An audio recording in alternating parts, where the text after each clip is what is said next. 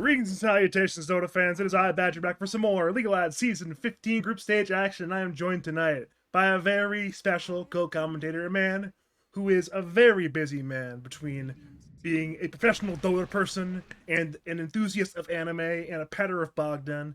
It is a man of many titles, former BTS caster, former professional manager, current professional manager, the expert himself, Nephsensei. How are you on this fine evening? Oh, Badger, you're making me blush. I am doing great. Back at it, NA Dota, to tell everybody how the game works yet again. After all, you guys can't figure it out without me. And speaking of, we got typical NA, which unfortunately doesn't have Rusi on the squad anymore, I don't believe. Yeah, see, You normally hate to he's see it. here, but he's just not here right now. So they have a temporary game one stand-in in another DPC player, Salacious Sea Lion 62, aka Salvane 37, aka Strawberry Shark, aka Rook, aka Jim on the Radiant side. Yeah, I remember when Jim used to, take Rusi's prize money in these various tournaments, and now he's playing as a stand-in for Rusi. But excited to see him. We'll see if he's kept up with his skills or he's lost them all playing team fight tactics. Uh, if he has, then he's dead to me, and that's that. And then speaking of notable players in the lobby on the other side, on the dire side, former DPC manager, former DPC coach, Twitter enthusiast, and of course, Lads Plus champion. It's Logical And Dota good 2. friend of mine. Good friend of Don't both forget of about ours, that. actually, but yeah, Logical Well, Dota 2. my friend a little bit more, but we don't want to argue on air about this kind of thing, Badger. You're right. You're right, Neff. Good call. Good call. I think you're wrong, but good call. Right. But if there's one thing I know about Logical, it's that he doesn't have any shame. He'll pick whatever it takes in order to win a game. Um, just no love for the game is basically what I'm trying to say. Uh, Logical loves winning video games more than he enjoys the video games himself. Like, he's a man who tries hard at everything he does. This man goes up to the lunch line. He's competitive getting in the lunch line, even. This guy tries really hard at everything. yeah, he's the kind of guy who'll post on Twitter. If it doesn't get more than 100 likes in the first 50 minutes, he'll delete the post afterwards. Can't let anyone know that he's ever come in second place in anything. Just bad human being, great friend of mine, though. And so I imagine nothing but meta picks going to be coming out from this guy. It's one of those things where if you've watched this previous series as I have, he's been like first picking Shadow Demon every single game. SD, SD, SD. His four player plays a mean SD, and team's like, all right, this hero's pretty broken anyways. This guy plays a mean Shadow Demon. I'm just gonna ban it. Only problem is he also plays a very mean Tiny, so there's just Tiny now. Mm-hmm. Difficult hero to play against as well.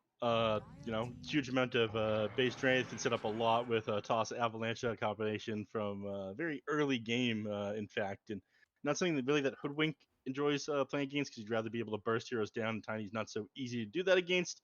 Same story with Centaur, but Tiny struggles against Centaur just as much. I feel. Uh, you'd love somebody you can just blow up with toss avalanche combo, and somebody with a huge amount of strength growth rate, base HP. Tiny struggles to do that too. But interesting for them to open with showing exactly what their offline is going to be here on typical NA. Is Brightside a wash drafter? We'll have to see. It is certainly possible, but yeah, Brightside, he's got a lot of friends in high places. Speaks to a lot of strong Dota minds. Has been a strong Dota mind as well for a long time, so I'm sure he has something cooking.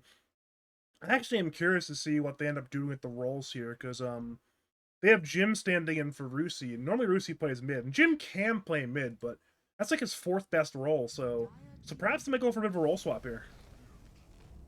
Mm. And inside of what do we even call this team? I know typical NA Wittawili. What the Wittawili. hell? What the hell is this match? It's These just people. Listen, I'm never gonna give them respect until they start respecting themselves. Okay, I'm just gonna call them the Willies. it's if you're curious the reference there, it's somebody saying literally like I don't know what the right word is, this kind of the speech pattern, but it's like witta willy, you know. Anyways, the Willies are Yeah. going big and strong with all these big strength heroes. They got Tiny, they got Treant Protector. They're going full beef here. Okay, you're not going to be able to blow up either of these things with a Hoodwink, and both these heroes pretty strong inside the laning phase. Treant Protector is not something we see a whole lot of these days, though. I mean, at the pro level, No, but at the lads level, this high amateur level, you see a lot of Treant Protector. You wanna know why, Neff? Comes out the box, out the fountain, 93 or something like that base damage. Very good, especially when you're not necessarily dealing with like these 10k pro players, instead you're dealing with these like 6.5k, 7k, 7.5k sort of amateur players. Very nice to have 93 damage for dying and last hitting in the lane. Hmm. Well, I will say that this is where the meta is actually forged. Like a couple thousand MMR down from the top level. Those people, they won't experiment with anything new. They'll just go, this is what's good. We're going to play by the book.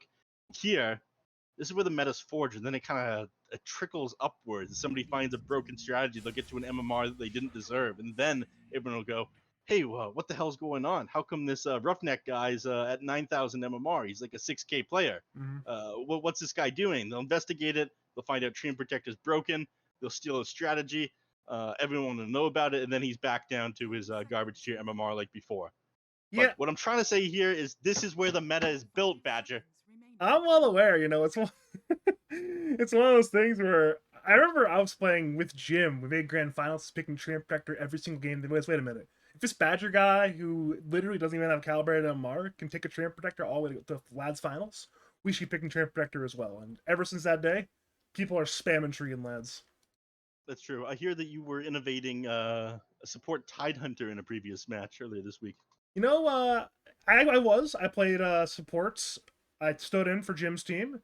He picked me tied for both games. We went 1-1. One of the games it went really well. Other one, what can you do? What can you do? All right, what are your thoughts on this one? A Shadow Fiend, a big SF coming out here. Who's playing this? I mean, it's probably going to be Ploopy playing it. He's playing. She's technically standing in for the Dire mid lane, but I mean, Logical likes his odd heroes safe lane. He's known to play a number of different not ordinary safe lane heroes safe lane. He's known for really hammering in Lena safe lane before it was popular. Zeus safe lane, plays a bit of Ench safe lane. So I wouldn't be all surprised if he goes for the SF safe lane. Mm-hmm. Well, I'll be a little bit careful here because SF, somewhat of a squishy hero, unless you, that's how a lot of people build him. And into the Centaur, Jakiro Hoodwink has a lot of burst damage potentially coming out onto you. You even want to go the Yules build and kind of keep yourself alive. You're potentially just setting up an ice path for Jakiro. So a lot of things to worry about. Hopefully, it just goes like a stat item build at the beginning, double Wraith Band, Dragon Lance, and then into a BKB somewhat early. This draft is starting to get like very good at running at you and pushing down towers, though. Centaur, Jakiro to start things off, and then Razor, who just like runs people down with Static Link. They need heavy burst damage in order to counter this Razor out. Yeah, potentially we're talking, double Wraith Band full Hurricane Pike BKB on the asset. This is a maneuver in these fights because it's going to be very, very difficult between Razor and Centaur and all this lockdown. It seems like they're going to fight fire with fire. They'll say, you want to run at us? We're going to have great heroes at countering the run in. We're going to pop the Exo. We'll pop the AoE Silence, Requiem, Overgrowth, big ol' Avalanche on the floor. We'll fight fire with fire here. It should be a fantastic game to watch regardless of what happens. Yep. We got Lynx versus Lynx here, Death Prophet versus Razor. We got, clear cutting trees down with a Jakiro versus putting trees back up on Treant Protector. We got it all here on Lads, man. Mm-hmm. What more can anyone want? I'm actually really excited because obviously Logical loves to play to win. A lot of captains and lads love to play to win, and they've been picking what I've called the three weenies mid lane. I mean, you can name them. What do you think are the three weenies mid lane that is being played at both at the pro level and the amateur level right now? Sniper. That's one. Uh, that's all I got. Dragon Snipe. Knight. Nah, that hero's more of a brick than a weenie. Sniper, Coddle, Zeus. I'm seeing a lot of those three heroes both at the amateur level and at the pro level, and I'm happy we have none of the three weenies in the game right now. Why weenies? Why these heroes weenies? Well, these it's hard to describe it without using the word weenie, but they're kind of low skill floor, low skill healing ceiling. They're heroes that kind of play themselves. They kind of go the same build nearly every game. I mean, I don't like them, and a lot of players who play them also don't like them. I talk to a number of these strong mid laners and lads, players like Cole and so on. I'm like, yeah, why are you playing this weenie hero? It's like, I want to win, bro. And you gotta do. I'm just happy we don't have those heroes in this game yet, at least. Well, I'd imagine Logical is the exact kind of person that would pick out these weenie heroes, but the hero that's This hero can actually deal with people that just want to run at them. They pick up the bristleback last year, can survive sitting underneath the macro pyre or the razor running at him for a little bit. I think this has been run pause one in the current tournament going on right now. I was just told prior to hopping on the call with you that I think the Chinese teams are running pause one bristleback and shit. And Logical definitely would be aware of that. He watches a lot of Pro Dota, of course. But Jim also watches a bit of Chinese Dota late at night, so he also might have that idea in his head. Perhaps it could be Bristle offlane played as like a bit of a No, it looks chew. like he's got weenie ideas in his head as he picks up the keeper of the Carry light that goes out the draft. uh, Gotta say, I'm disappointed. so it'll be SF mid, Bristle safe lane, and then the Weenie Coddle mid for Jim. I think if Jim's going to be playing mid, which he will be playing this game, this is a perfect hero for him. It's a hero he plays very well, and again, he'll accelerate his game farm wise very easily. He'll stack himself. He'll clear a lot of these stacks. He'll be able to perhaps itemize to deal with kiting on the bristleback, which will be a big part of this game. Is how do you deal with bristleback once he has the ags and he has like a bloodstone. He has the items that allow you to just run you down. Perhaps his coddle itemizing into a force staff and a hex and ags, whatever it's going to take to deal with bristle hero. Yeah. Now, be honest. This is what the people watching are most curious about. Are you disappointed in Jim? Salivating Salamander 37. Did you expect him to pick up a weenie hero here?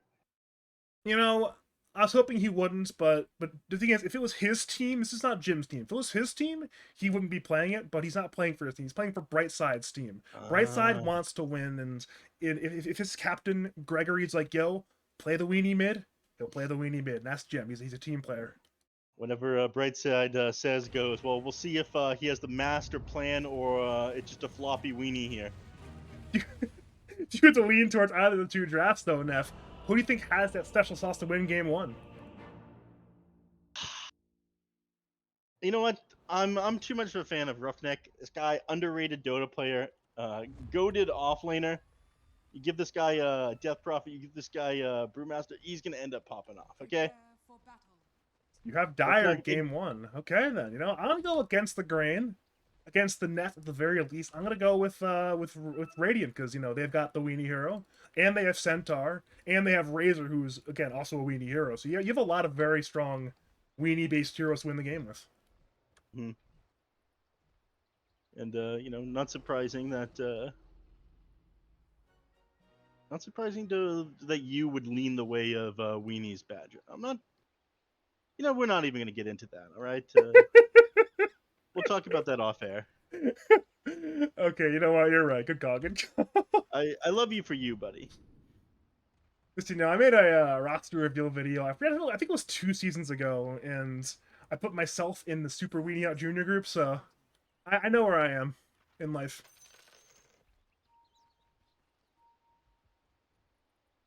We have a little bit of GLs in the chat, friendliest between Jim and Logical. Of course, those two have a history as well. Bit of like a square between me, you, Jim, Logical. We're all friends in different ways, from different angles. So there's some friendliness going on there. A little bit of action. The Radiant side jungle. It appears Brightside walks forward. And he scares away Reed, aka Choppa. We call him Choppa, the tiny player Reed, by the way, because his name is Reed. I like saying Reed. Wait a minute. He's also standing in, by the way. That's normally Silly Snail, aka Yak. And that is not Silly Snail, aka Yak. That's just Tiny. Being played by Reed instead. This is a big day for stand-ins. I think we have 3 stand-ins right now, Neff. Is this normal? I feel like I've been here a lot. We see maybe 1 or 2 stand-ins max per game. This is quite unusual. It is. But group stage ends in I think 3 more days now. We're running out of time. If you don't play the games, it's a 0-0 forfeit. So you got to play with who you got sometimes. But they have brought some of the best of NA talent. Getting Salivating Salamander to stand in, and he has been playing ranked Dota. I've seen him in these high-level European pubs. Taking the socialist European MMR back to our great servers of North America. It's funny. I'm in a Discord with Jim a lot when he's playing these pubs. It'll be like, it's like me, him, and Andy in a call all the time. And he actually talks to Europeans like they're 6-year-olds. because you I mean, you you have to have treat him to. like that. You have to, and it works out. I mean, he's been crushing the European pubs for a reason. Yeah. I mean, again, once you learn how to speak to them, yeah, it just ends up being free MMR. If you can get strong, it's like strong American dollar, strong U.S. MMR is just worth so much more than the European one. I agree. I mean, fully on board with that sentiment, of course. Mm-hmm. All right, let's talk some of these matchups here. By the way, You want to over start? here in the mid lane, the SF versus the Keeper of the Light. These weenie heroes. I don't think we're gonna see Keeper of the Light go down at all. Unfortunately, SF obviously does a lot better against melee heroes, but it's the rotations. Okay, once we hit level 4, we see supports rotate. It's then you have potential for Keeper of the Light going down. If you can get an avalanche toss off onto the Keeper of the Light back into the SF, that guy's dead. So I want us to keep an eye on that for like these water rune timings and whatnot, because that's something that Tiny's gonna want to secure his team. Yeah, minute We do have 4, action especially top. minute 6. Top lane will be First Blood. Logical secures First Blood. Bringing out Spectrix. He has denies my coffee, and now it's Knife in his back. That'll be 2 kills for that Noah logical top lane. A fantastic start for the Bristleback and the Treant Protector. You got to watch out for this nasal goo here. You know, a lot of people expect the bristleback to come out at level 2, so the bristleback's a little bit tankier, but actually gives you huge slow with just like the first point into it, minus 15%. Minus armor really stacks up as well. Yeah, it's one of those skills that just 1 point in it gives you a lot of the full utility. So, and Logical knows that. He's a big lab guy. Knows his numbers very well. He's ready to play Dota 2, of course. Big nerd is what you're trying to say. Absolutely. And I mean, he would admit that. You ask Logical, hey, are you a Dota nerd? He'd be like, yeah, bro, I'm a Dota nerd. Well, he might actually just say, like, I'm just someone who's very knowledgeable with Dota 2 mechanics. He might. He would have some Zoomer vernacular, like, nah, dog, I'm some kind of data rizzer or something, you know? Yeah, that sounds like him. I'm the data rizzer. I'm the data rizzer, yeah. That sounds like logical. Bottom lane seems like Reed's in danger. Stanny's running on forward, avalanche from Reed, and the kill will end up going to the Razor. Both safe lanes now have secured a kill. Good start there for both safe lane carries. Unfortunately, no point in toss yet for the Tiny, so he's not able to set up anything for the Death Brother. I mean, if you overextend in lane down at bottom, either the Jakiro or the Razor, and you get like 2 Spirit Siphons from Roughneck as he walks you down, you're in a lot of trouble. But up until you have that 3rd point on Tiny, Tree Toss, Avalanche, and Toss, you're not that threatening. Yeah, I mean, he just hit level 3, so now if Reed wants to on the Tiny, he can, go for that point in Toss, be ready to play Dota 2. He hasn't skilled Toss yet, but surely he'll skill it. Yeah, there it is. You're better. Else he's in trouble. So Razor has to be a little bit careful with positioning on to go too far forward into Roughneck. In the top lane, they're pretty far up here, both on the Hoodwink and the Centaur. But it doesn't look like they're going to get punished from this one. 2 points in the Leech Seed is pretty threatening. The slow between that and the Nasal Goo can be kind of scary. You get run down. This is my build of choice when I play Treant Protector, the 1-2-0. That second point in Leech Seed is a huge power spike, and again, Logic has played with a number of tree players in his life. He knows that as well. Yeah, it becomes just like almost impossible to trade with the Bristleback in that situation as well. Like the HP exchange from Leech Seed healing everyone up around him. So you throw a double edge out and it barely even matters. He's healed back up to full. You're basically just making it easier for them to kill you. It's a big courier kill, actually. That was Logical's Arcane Boots. The recipe on the courier, so that'll... I mean, he has some mana still, but nowhere near as much in terms of restoration as if he had the full Arcanes. I think down in the bottom lane actually dropped a Spirit Siphon off onto a creep to heal back up to full HP. I'm assuming that's standard tech on DPs nowadays.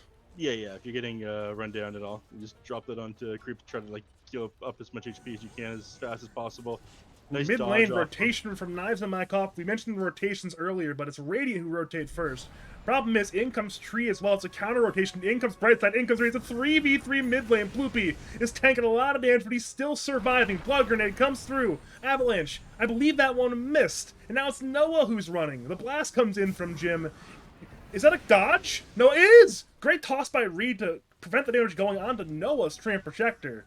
So ultimately, 6 heroes mid, nobody dies, nothing of value happens.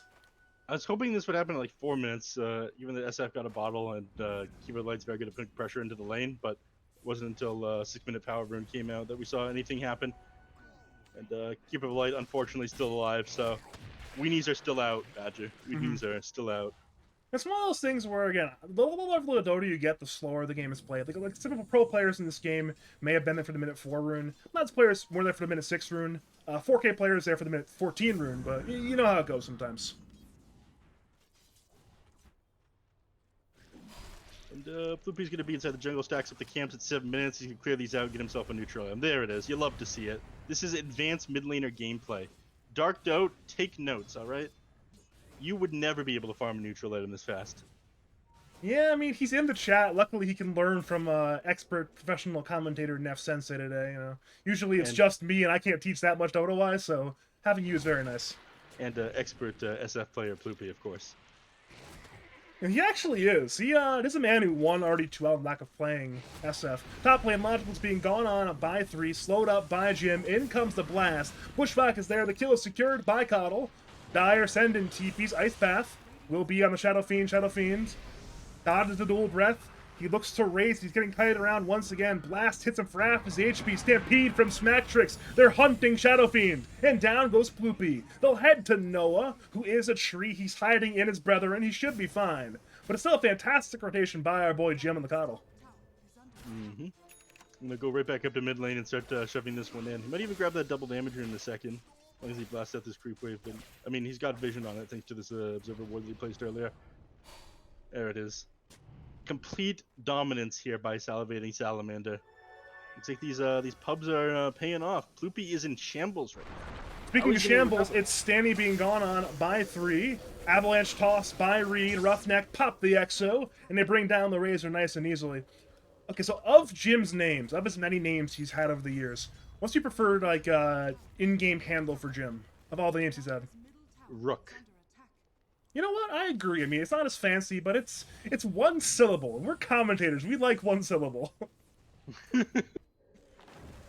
goddamn right. I mean, Salacious Sea Lion 62, it's certainly salacious, but it's not just a mouthful. It's like 2 mouthfuls. 2.5 mouthfuls, even. You're used to that, I imagine. I got a big mouth, so that's saying something. Yeah, you do.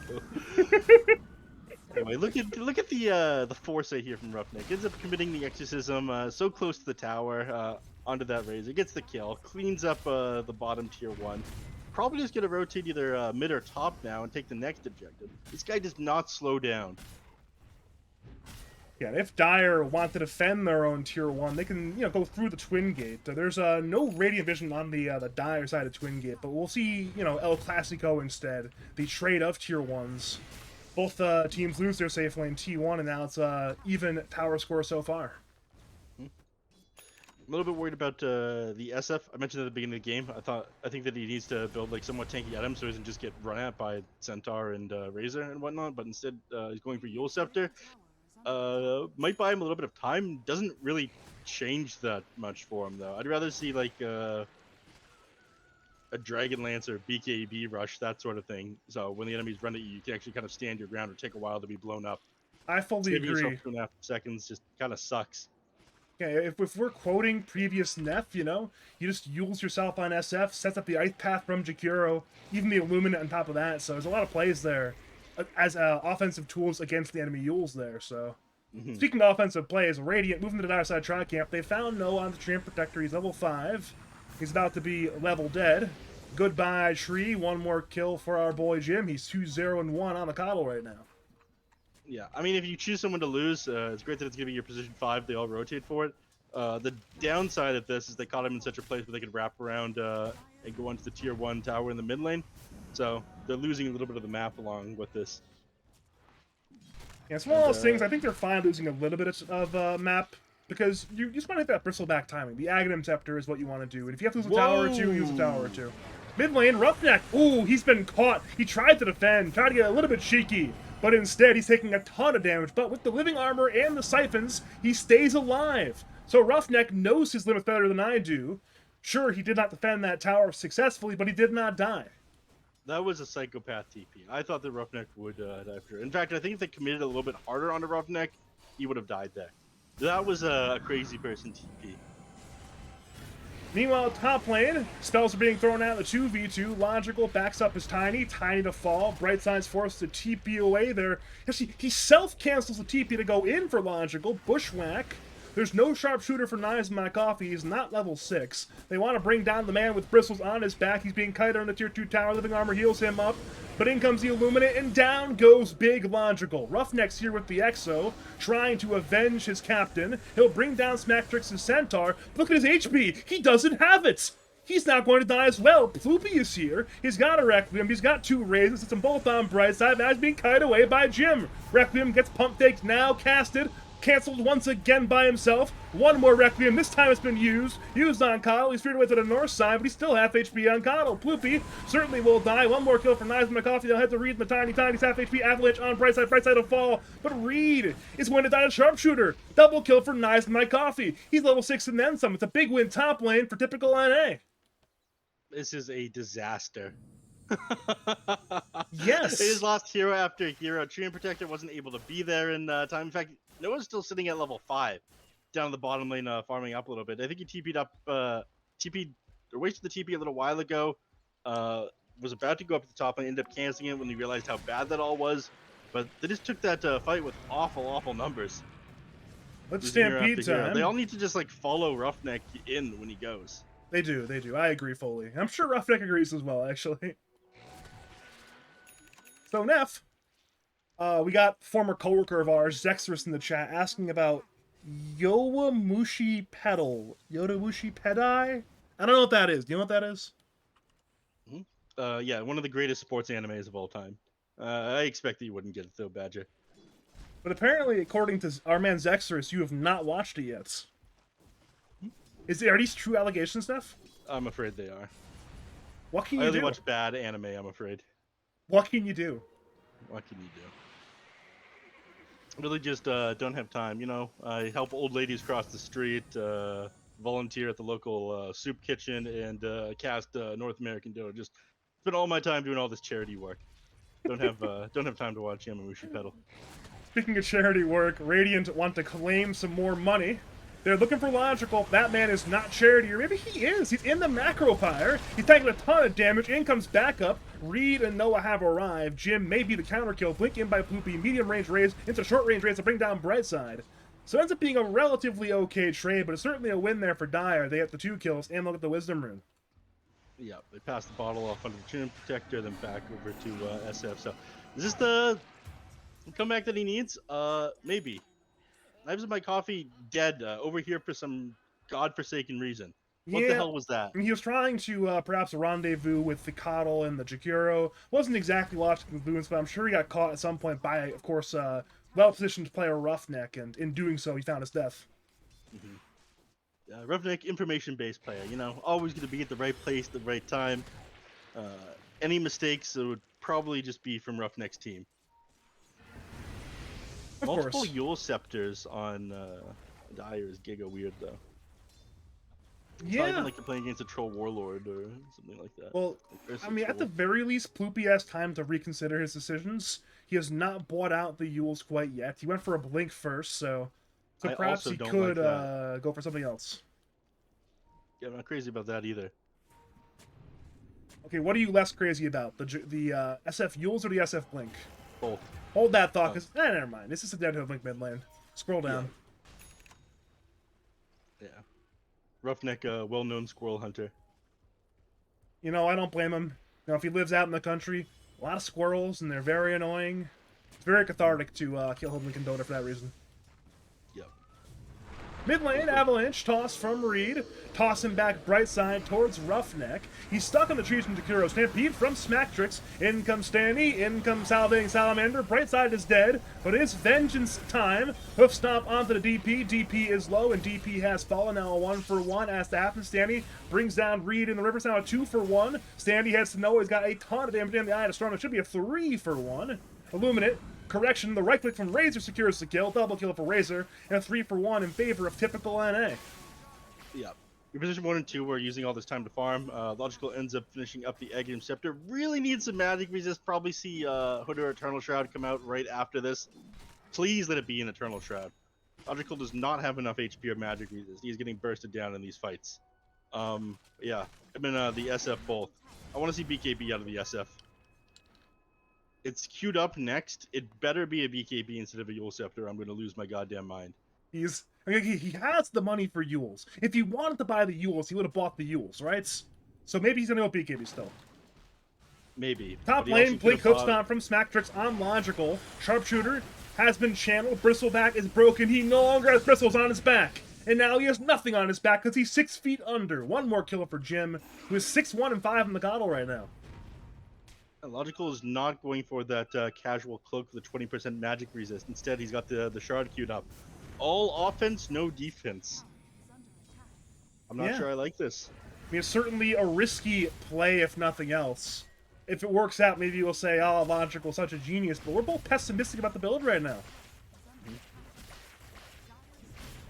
Dire Glyph, the wave will fall. Ploopy TP's in. Logical's now respawning. Avalanche toss onto Jim. Jim's half HP. But Stampede comes in from Smacktrix. Requiem on 4, but Jim's still fine. Down goes Ploopy. Down goes Noah. Down goes Smacktrix. Jim dies in Southside Zone. Now a 2-for-2 trade. On the north side, Razor brings down Tiny. Now a 3-for-2. But the fight's not over quite yet. They're kiting around Roughneck. Ice Path misses from Brightside. And that might be the end of our fight with a 2-for-3 win in favor of the side of typical NA. Yeah, I mean, on one hand, you call it a win. On the other hand, I think that Logical actually surviving a fight, being able to build towards his next item is very good for them. Losing Keeper of the Light at any stage in the game is awful, especially given that this Dagon hasn't come out yet. So, oh, kills actually did go the way of typical NA, but if you open up the fight recap there, gold went the way of the Dire. Yeah, by over 100 gold, which I guess isn't that much gold, but when you're trading quote-unquote down in that sense, you win on gold. It's a big win there. Mm-hmm. And the XP went to the important heroes, so to speak. Yeah, Roughneck and Logical, the two important heroes, of course. We all knew that's going into the game even, so... God, Roughneck's almost done his Eternal Shroud. This game getting a lot easier once this is done. Logical, on the other hand, straight for the Aghanim Shroud. He's got looking for the Lotus Orb next. There is a lot of things you can reflect off, but again, so much magic damage coming on you. I just don't see why he doesn't get the casual cloak. Get the casual cloak, Logical. He probably goes, "Oh, I watched 100 replays. Teams that I really respect didn't end up going for the cloak until later in the game." Have you seen Yatoro's build, Neph? I don't think he wants to go for that casual cloak. He'll mention Yamsun's build, actually. He'll mention Yamsun's build. Have you seen Yamsun? Apex Genesis? bottom lane, blink away by Smacktrix. I chose the wrong fight to look at because top lane where SF solo killed Jakiro and TP'd away, so I watched bottom, nothing of value happens. Top lane, SF got a solo kill on a 1v3, but now bottom lane again. Dire smoked up as 3 with Logical in the Vanguard. Looking at Dire Vision, they don't see shit right now. Yeah, if we take a look at that fight recap, we can see that Jakiro died to the SF Yule's Requiem combo, followed by 3 raises. And couldn't have done this without the Blink Yule, so perhaps Klubi was right and Neff was wrong. Could this be the greatest SF build of all time? Probably not, but it worked there. Yeah, even if the build is quote-unquote suboptimal, as long as you understand your build, you can get something out of it, I'm quite sure. Thankfully, he is going for the BKB next. As long as he doesn't die before he gets there, I'm not going to be too angry about him going for the Yules. Well, speaking of smoke time, it's now Radiance, typical NA, who smoked as 3 by the mid T1 through the river to the Dire side. They're running at Roughneck. But that's one tough nut to crack. Blink, Cliff Stomp, Stampede, Bushwhack, Ice Path, Macropire, Illumina. He's still half HP. He'll Yules himself and Siphon. They are struggling to kill Roughneck. Overgrowth on 3. The Avalanche. The Pump Fake Requiem. They actually doesn't even have the Requiem. He's raising instead. That's a Dead Keeper of the Light. Stanley arrives. Bushwhack on 2. Ice Path to follow. But look at the damage from Roughneck. It's just so massive. Stanley's manning up. He'll bring down SF. It's a 1-for-1 trade. Both mid laners dead. And Roughneck's still running in. Razor's collapsing. Centaur's collapsing. Roughneck's out of control. Both Cores die. It's 3-for-1 so far, and the subs are scrambling. They're running away, but the Yules offensively from Roughneck. He's caught Brightside. Goodbye, Jakuro. A 4-for-1. The Hoodwink will scurry away back to the trees, tail in hand. A big win has come out for Wittawili. Yeah, 4,000 damage there coming out from Roughneck. They just couldn't blow him up. Right itemization, that Yule Scepter at the beginning of the fight. Bought enough time and ended up dodging out the Hoodwink ultimate. Then just managed to survive long enough for this ultimate to do so much damage in this team fight. Roughneck, goated player? I think so. I tried to tell you, underrated at the beginning of the match. You did say skill, that. far higher than his MMR. Gotta be careful about this guy. Okay, to be fair, his MMR keeps going up, and every time he gains MMR, he gets closer to his skill, so... Yeah. I got Johnny closer. Boylan Dota. True statements, true statements. It's an interesting situation net worth-wise, Neff. Because look at who's on top. It's Razor, followed by all 3 Dire Cores. And this is just the result of the last team fight, unfortunately. Razor, I'm not sure about the Razor build, but I do like it for role-playing reasons. The Maelstrom, very lightning, very on-brand. I hope later in the game we see a Stormcrafter picked up by the Razor. It's very shocking of him to do that, though. You still got it, Batcher. Speaking of shocking, actually, not that shocking. Logical, Soul Kill Tormentor, got a free shard. It went to Roughneck. That's a really good shard to get on that first Tormentor. Usually a sup would get it, but because Tree had already bought one, it was a roll between the DP and the Tiny, and Roughneck won the 1 and 2. Yeah. In fact, I think Logical already had one as well. That is true. He was also not in the running net worth-wise for it, I believe. It was Bristle, SF, then DP before that, I believe. Yeah, speaking of Logical, by the way, almost has the Lotus Orb. If Logical doesn't get any sort of magic piece like a BKB or Pipe, Eternal Shroud, after this Lotus Orb, I'm putting him on Fraud Watch. I'm going to be honest. Consider the following. Logical is an absolute nerd. He will Vambrace swap like it's a Tread swap. He'll swap into Strength Vambrace plus 8% Magic Res. Watch him do that in the fight. I mean, he's doing this in the fights, but that's 8% versus like 20. It's all magic damage he's taking. He's getting blown up by magic. I agree, but as long as he does a Vambrace swap, he's not on Fraud Watch. I don't know. Too much faith in this this Logical guy. Old news. The future is Roughneck Dota. Now, the future can be both Roughneck Dota and Logical. I mean, they're on the same team. Yeah, but one person's carrying the team on their back, and the other person's back is filled with bristles. So, man, he's doing his job. You know, he's got bristles on his back. That's pretty powerful. I mean, most dudes do not have bristles on their back, Neff. Yeah, how are you supposed to carry anyone on your back if it's all spiky like that? Good counterpoint, He's actually. Good counterpoint. He's hurting his team, okay? Yeah, I never thought about it that way. I've been outmaneuvered politically by Neff today. I haven't been talking up this Radiant side enough. All right, Salivating Salamander does have the Dagon done. Has the BKB queued up next. You do kind of need this. If you get Yulesed up and then silenced by the Death Prophet, you're kind of getting run down in these team fights. You need to be able to move around unimpeded. BKB will allow you to do that. It'll be too difficult to get your hands on this Cupid at the beginning of the team fight. They have no BKB piercing disable other than the Overgrowth. If you use this well around the Cupid of the Lights BKB, you're feeling great, but a lot of times you want to save that for like the Centaur and Razor running at you underneath the Centaur ult. Are you watching this Hoodwink-based Dota right now? Dire have missed literally all of their spells, and Hoodwink just walked away for nothing. That's gaming right there. You see, nothing's going to happen unless Roughneck is the one hunting the squirrel. We've seen 2 like Roughneck solo kills off on a Hoodwink. All right, this time they found the squirrel. This time the spells were hit, and Knives My Coffee is very, very dead. Yeah. They're going to know that there's a ward there now. Hopefully they take this tower out before the enemies have a chance to position themselves over there and deward it. I see no reason why they shouldn't. I guess the one problem is they don't have Roughneck, who is, the primary building hitter, but between Bristle and SF, it should be fine, right? Yeah. Right, after they've nerfed Exorcism, I wouldn't even say that it's like that amazing against buildings. The damage that Shadow Fiend and Bristleback do to buildings is pretty significant, though.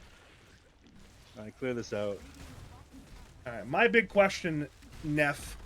When are the teams going to go to Roshan? Both teams have pretty decent Roche pick, especially Dire. I know both Jim and Logical view the Roshan objective very highly. So why has Roshan not been attempted yet? Neither team has been around there when eliminating the other team. Both teams are able to get inside the pit and punish the enemies super hard. If you get caught by like an overgrowth plus bristleback eggs, your whole team just dies. If you get caught by like ice path macropire and being choked out in like a hoof stomp, your whole team dies.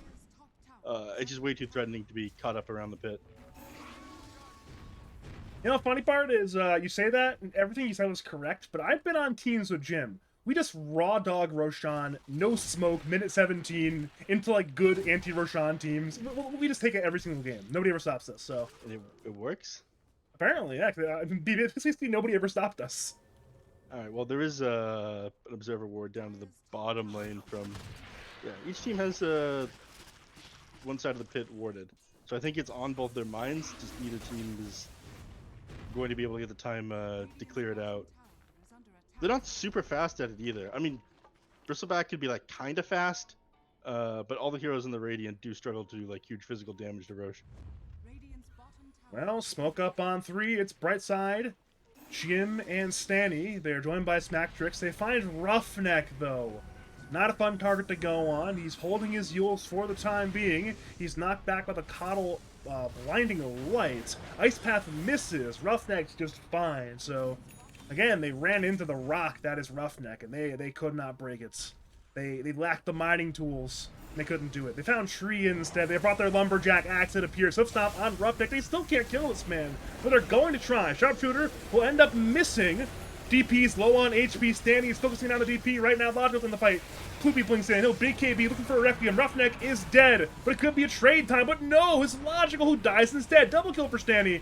He'll finally bring down the Razor, but he did his job. He killed 2 big cores. Bushwhack on 2, Ice Path on 2. The Dagon goes through. Noah dead. Poopy dead. Double kill for Jim. And a 4-for-1 resounding win for typical NA. Yeah, that BKB was absolutely huge. They ended up bursting down the DP. I was a little bit worried about Roughneck going straight into the Veil Shiva's Guard after the Eternal Shroud. It just felt like you're sitting on way too much money. You've made no real item progress, not really any tankier than you were like 10 minutes ago. And yeah, they got punished pretty hard for that one. Razor just got to walk in the DP with the BKB active, and there was nothing there. And he'll punish Reed mid lane as well. He was trying to farm, knowing, you know what, sure, I've lost my team fight. Maybe I can go for that mid wave. But Brightside and Knives brought him down. It's a full 5-man wipe now. And looks like he'll be able to take a top tower off of this one as well. Tree Protector, what do you do here? Be honest with yourself. Set realistic expectations, okay? You know, sometimes you play Tree in these games where we're kind of losing games, hard to defend the towers, and you do what you can. The regen isn't actually that high on living armor, it's the armor itself that's nice. So I don't blame him in that scenario, giving a +10 armor to the tower. So, you know, maybe guys add Overgrowth, get some more TPs in, but again, the math just didn't work out. Too much damage, not enough armor. Well, we might see this Roshan you were talking about in just a moment. Razor TP's down to the bottom lane, probably going to clear out the camps once or twice and then set up down there, but I think Dire is moving there as well. Yeah, I mean, that'll be the name of the game, that 30-minute Roshan bottom lane that both teams are aware of. Yeah, as it currently stands, that Dire ward, did it get dewarded or expire? I think it expired. Regardless, somebody's Watcher now. It spots out Smacktrix, I do believe, though. So they should have some idea, like, hey, Radiant's here. Looking at Dire Vision, they see nothing, but they should still know something's up. Reed goes for a bit of a ballsy play on Tiny. He just walks up and avalanches the wave. Smacktrix is running in. He's got Blink Hoof Stomp on only 1, but it is the Tiny. Bushwhack the stun, Dagon, Ice Path, all the spells. That's 1 dead rock. He will gather some moss now for the next 50 seconds. That will be a tier 1 tower bottom lane. That could just be Roshan as well. I don't think they'll go for Roshan with all these heroes still up and playing around the tower. That would be kind of crazy as I see them all walk towards Roche. This is kind of crazy. Jim, he likes his crazy Roshan attempts again. I've been there. I've lived it. I've lived it 1,000 times. We see, he's at this point, Radiant are almost daring Wittawili to say, you know what? If you want to contest, show you have the ability to contest us. We dare you to contest. Go in there, use your spells, we'll duel you, and we'll win the duel.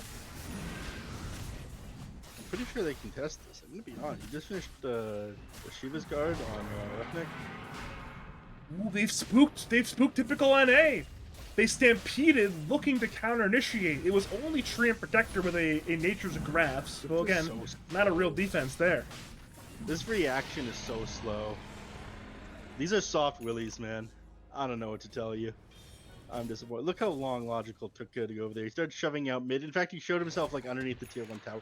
Get it together, Logical, okay? You got fans in the audience. I mean, if we're looking at long-term narrative arcs over the game, you've been mentioning the soft lilies in the dire side the entire game, and perhaps still true. Blink Hoof Stomp from Snacktrix onto Reed. Reed will toss away the Centaur, but he's caught by Ice Path and a Macro Pyre. He'll Avalanche on two, but the Dagon, plus the Macro Pyre damage is far too much. One more Tiny is crumpled into 1,000 tiny little pieces, and he'll have to reassemble in another minutes. Yeah, I mean, when's your timing on the Dire, if it's not now? Like, Yeshiva's just got finished. You managed to grab yourself an Eternal Shroud on the Bristleback. Well, perhaps it's right now. It's an awkward fight towards the Dire Tormentor. Snacktrix is low. Exo from Roughneck. Snacktrix to fall. And now Stanny, he's got Satanic and BKB, but he's isolated right now. The BKB's over. Requiem comes through. Razor's half HP. Tanking a lot of spells, but he's not dead yet. Dagon on to SF. SF is dead. The trade is for Razor. Overgrowth on 3 from Noah. Pushback, the counterplay. Roughneck rocks in, looking for Hoodwink. Hoodwink is dead, but now Stanny's back in the fight. Ice Path hits Trade Protector. Noah has fallen. Now a 3-for-2 trade. But again, they're kiting around the Razor. Razor is Satanic in 6. He's got BKB in 60, so that won't be there for a long, long time. Ice Path on Logical. He's half HP. He'll attempt the TP away. It should succeed, and it will. The Yule's attempted by... I don't know, actually. That was a Yule. That was Roughneck's Yule's, okay. Roughneck onto the Akira. Maybe thinking he was going to throw an Ice Path in time to cancel that TP, but it was stopped. Yeah. I don't think it was going to get off in time anyways. I think it goes on cooldown, right? Mm-hmm. Regardless, Dire, they want to strike when the iron's hot, knowing Mahdi's key items and spells are on cooldown on really both sides. They've already jumped the Coddle. He's isolated at the Dire Tricamp, tossed from the river to that high ground area.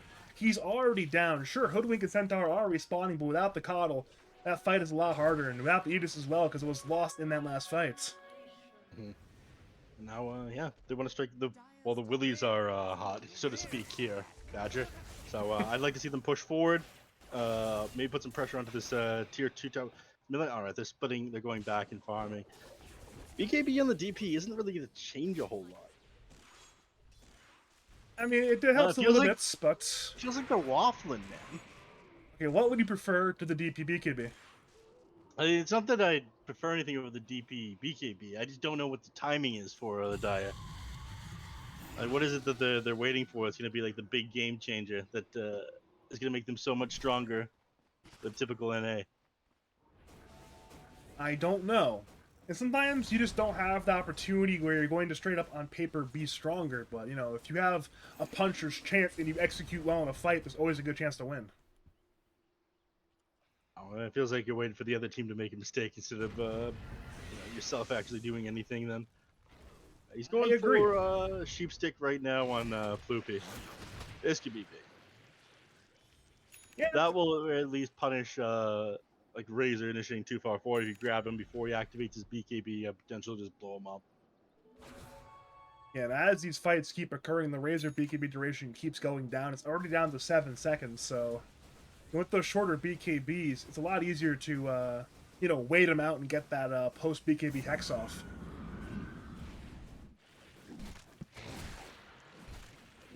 Bristleback, 4, 5, and 8, 337 CS is the Bloodstone now.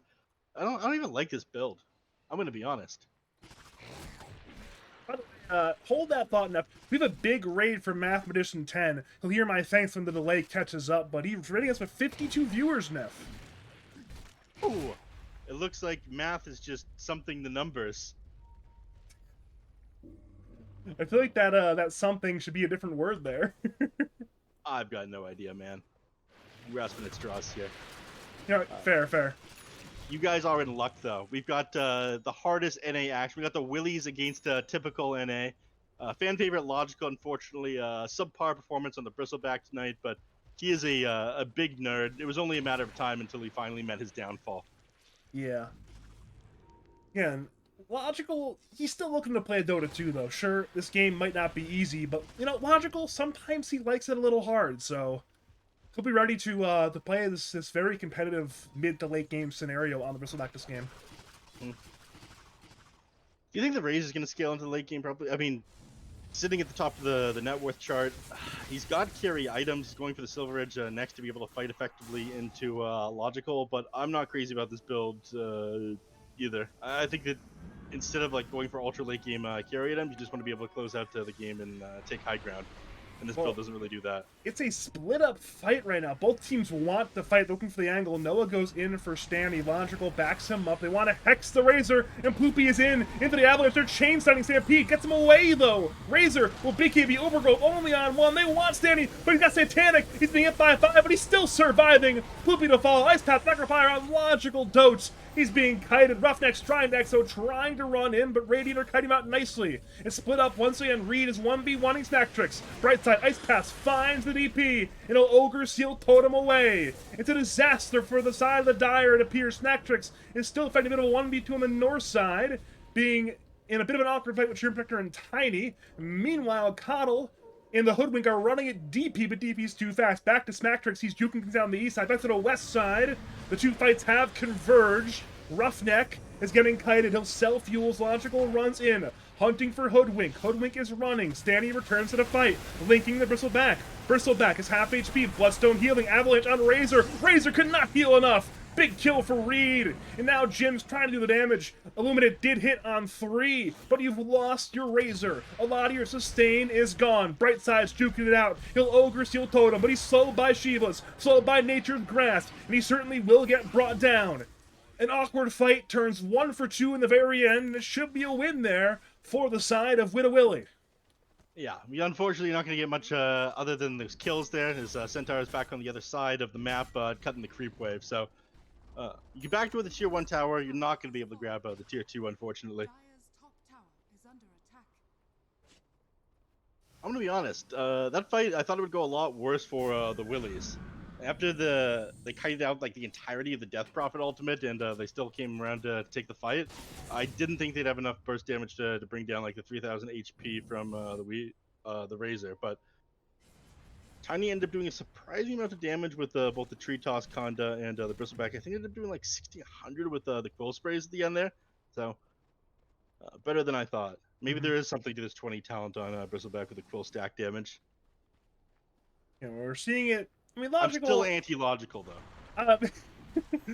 Should be expected, but again, we've mentioned probably 17 times so far, this guy's a nerd. He's done the numbers. He knows what the quills do. He's looking at the spreadsheet right now like, yeah, guys, if I have this many quill stacks at this level of the game, I'm going to win the Dota game. And perhaps the spreadsheet is right again.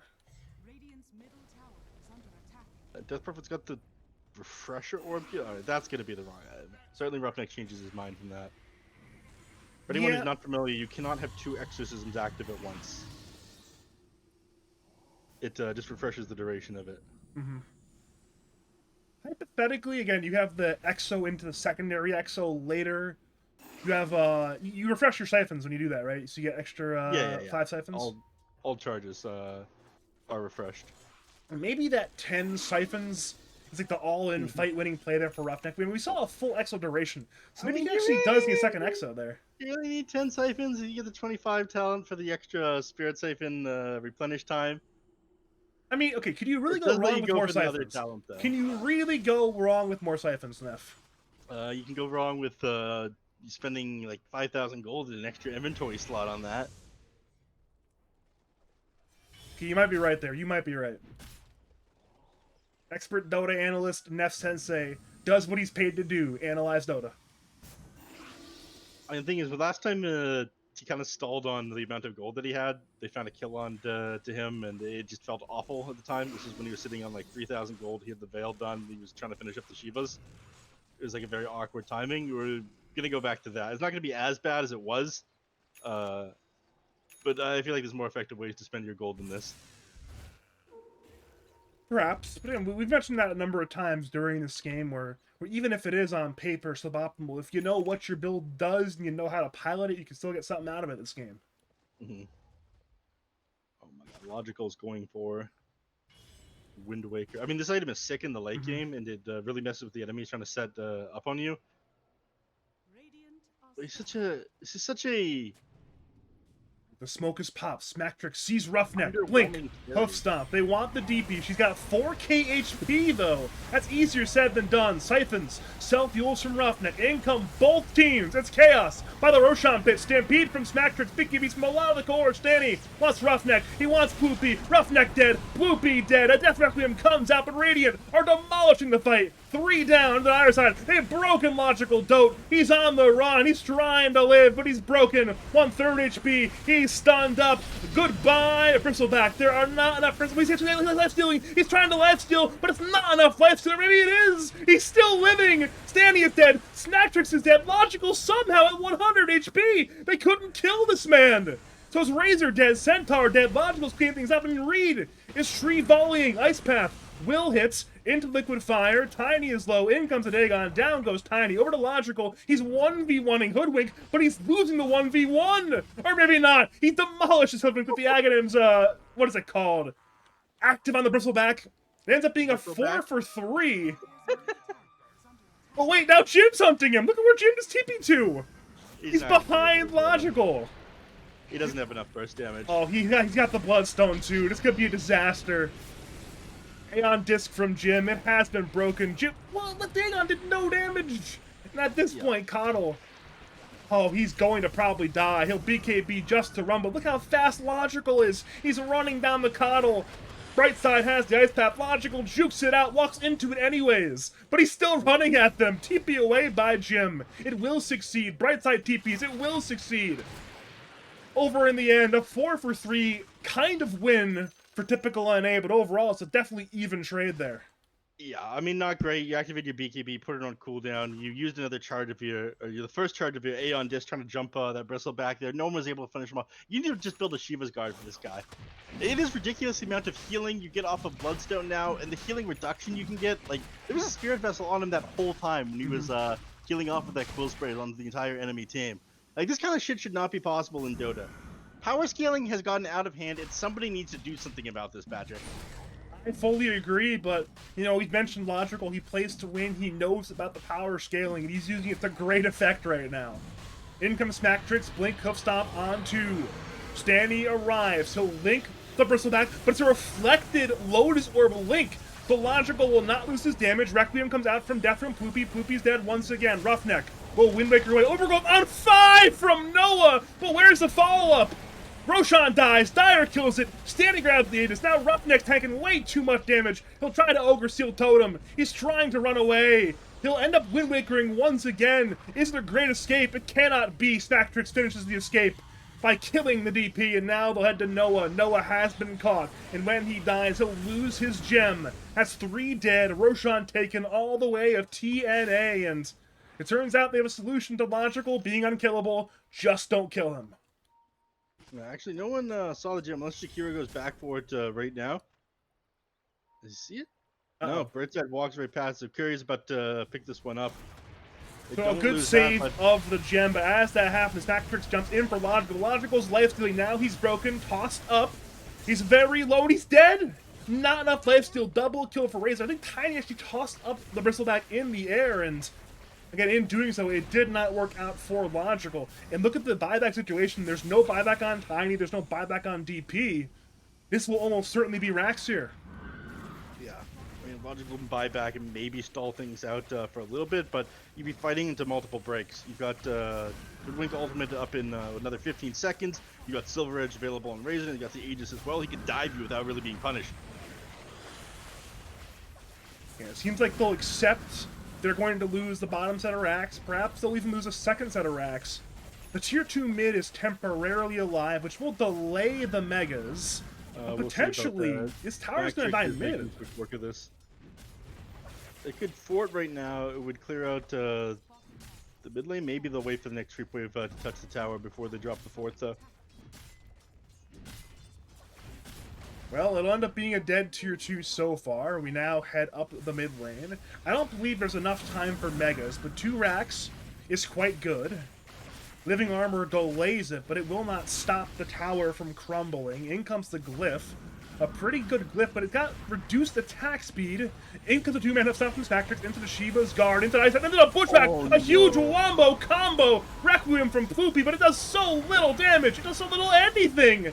Dire are collapsing! Double kill for Knives in My Coffee! And Roughneck's trying to fight. He's trying to be our protagonist, but his team's letting him down right now. The Willies just can't do it. And they're about to lose a third set of racks. I mean, you can buy back on SF, but your BKB's on cooldown. Bristleback can maybe take the fight, but again, you're fighting into this Aegis. He's doing so much damage, though. Jakiro's already dead. Razor will lose 1 life quite soon. He's trying to heal with Satanic. He does heal with Satanic. It's Tiny dead. Bristleback will finally clean things up. But now it's a bit of an awkward situation outside the Dire base. Exo's still going. Razor's in this. Where's the detection? Where's the detection? They don't have it! Oh, no! And now it's Knives in My Coffee at the Glimmer Cape, but again, no detection! Where's your detection? This is a game-losing lack of dust right now. Knives in My Coffee might eventually die, but the important cores have gotten away, it appears. Jim's duking things out. He's running to East, but he's been caught by Yules from Poopy. Logical runs at Knives in My Coffee. Both of them might end up dying. Jim will BKB. Knives is officially dead in the hood. Back over to Jim. Jim's running to the south side, through the Dire side jungle. He'll blinding light away Roughneck. Roughneck wants to go in with the Wind Waker. He's looking to use it on Jim, but he's not quite in range to use it on him right now. Coddle's still running towards the river in the mid lane area. He's so fast, though. How do you catch a man who is this fast? You simply do not.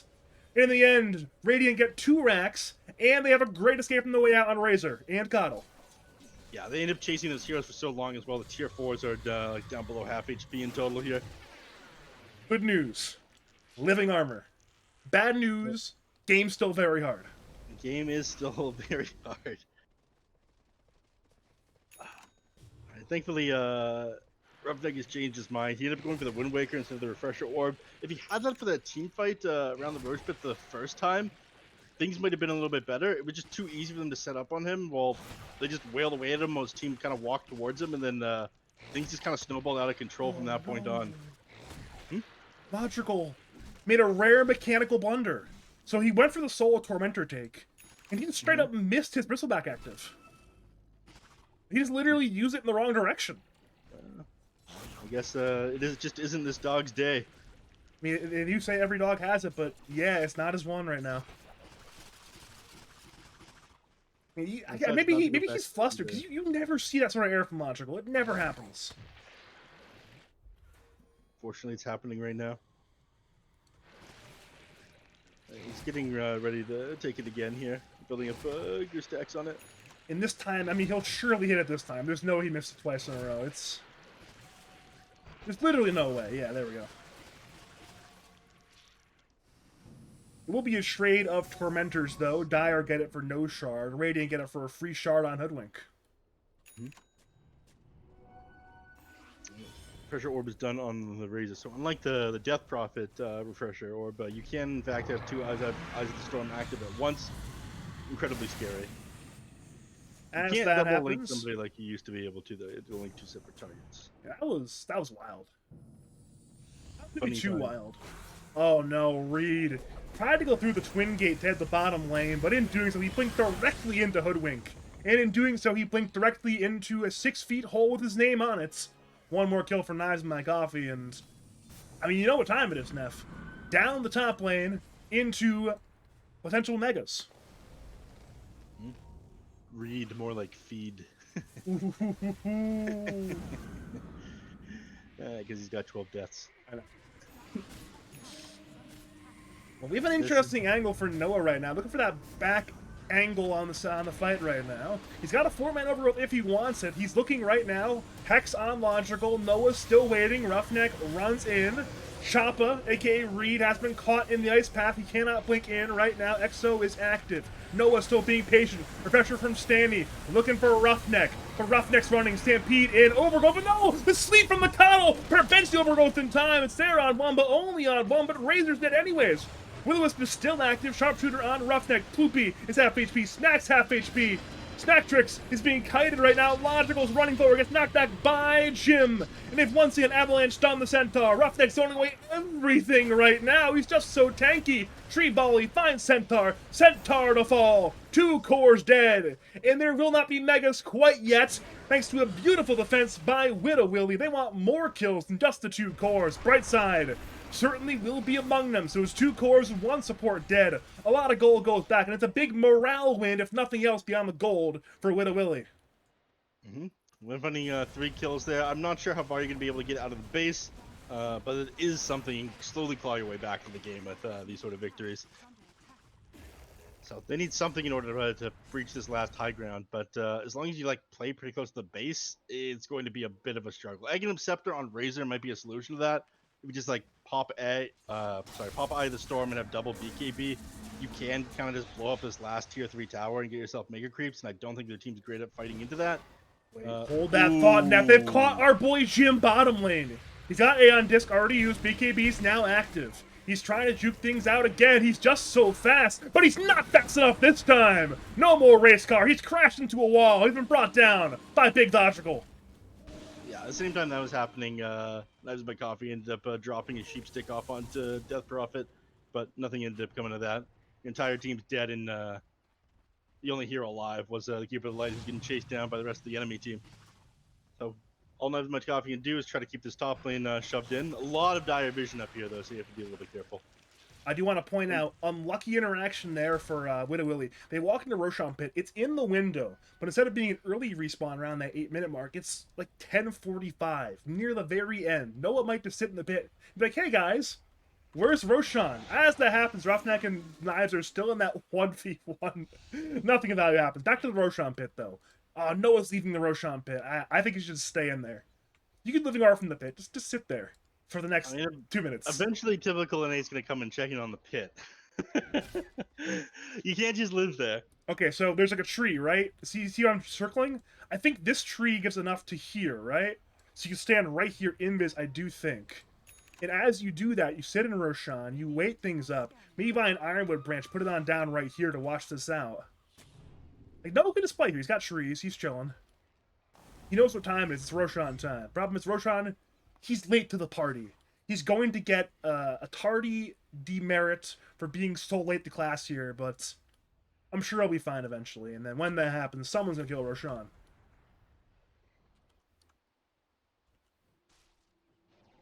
Well, I'm pretty sure Noah dies here. He sticks around. No. Enemy team is going to be coming for Roshan in the next minute. Nah, he's a tree. He'll be fine. He'll blend in either over here, maybe over here. The Radiant protection, they have no gem. So they have protection, but no gem. So hypothetically, he'll still be fine. And Radiant scanned. So Radiant know Roshan can be alive, but they don't know that Roshan isn't alive. They think, oh, they're all in here on Dire. Little do they know, it's just Noah. It's literally just Noah.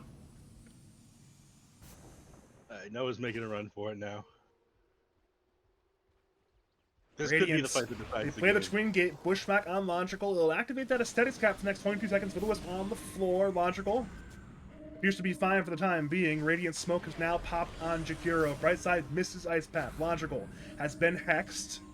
He's still living. Bushwhack hits, but he seems not to care. Ice Path, I think, technically missed thanks to the Yule Scepter. In comes Centaur Lance, finding Tiny and Shrimp Protector. They've already killed Reed. Overgrowth, who I believe is on 3. Poopy drops the ulti. Stanley's man fighting. Logical's man fighting. Everyone's man fighting. Sharpshooter hits Logical. He's being stunned kind of around that now, but Razor's also very low as well. Everybody is dying. Logical's low HP. Bloodstone's on cooldown. He's activated it, but he's left stealing on nobody right now. Razor is dead. Jim is dead. Logical is no HP, but he doesn't even need HP apparently. He's living anyways. Coddle buys back. Razor buys back. Ice Path hits on only one. Brightside's been found. Brightside is very low, and now Radiant trying to kill Logical. Bloopy's going to TP away. Hoof Stomp on DP. Will Wind Waker towards the north side, towards Brightside. Logical, TP'd away as well. They've left the team to die. Noah will die. Gem on the floor. DP will join him. And it'll end up being 3 dead. The 2 most important cores, or at least 2 of the 3 most important cores, get away. But it does mean the fight is lost, and Roshan would be forfeit if Roshan was here. Instead, they'll go top lane to claim Roshan. Yeah, it's very important they grab this as quick as possible and try to force somebody to buy back. Otherwise, this fight does end up going the way of the Dire. I do want to point out, look at Roshan's items right now. Yeah, Roshan banner, refresher shard. It's the bottom Roshan items for the top Roshan. Because they started on the bottom side. They aggroed it during the fight. Oh yeah. Ain't that something? It is. It is indeed something. Well, you gonna grab those items? There you go. That's a banner! Grab banner, banner, banner, banner, banner, go! Gregory, grab it! I care so little about the banner.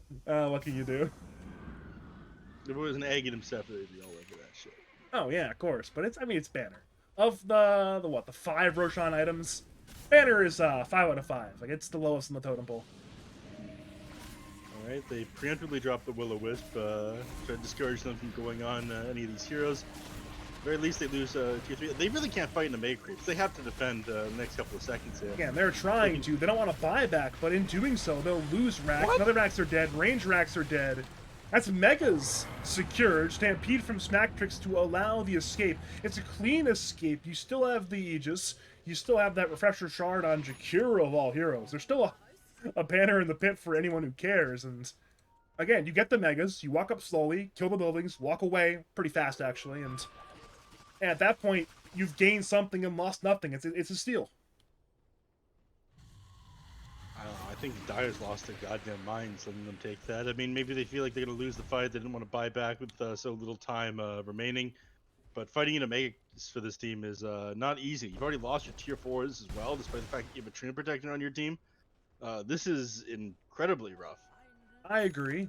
I mean, here's the argument. You'd rather have the buybacks. You have good anti-Megas tools to an extent. I mean, Bristleback, DP spells, SF spells. I mean, look at Tiny as a Conda and a Daedalus. Hypothetically, they can deal with the creeps. Is it good? No, it's terrible, actually. But it's playable. Also, what the fuck's going on here, Badger? You know, he casts League of Labs with you. Every game goes to like 60 or fucking 90 minutes or some shit. I'm on to you. Well, you know, they see I you in the don't know what's happening, but it's something. Well, they see you in the lobby, they're like, you know what, we got to put on our best game for Neph. You know what, sometimes in Dota 2, they're like, you know what, I've got nothing to play for.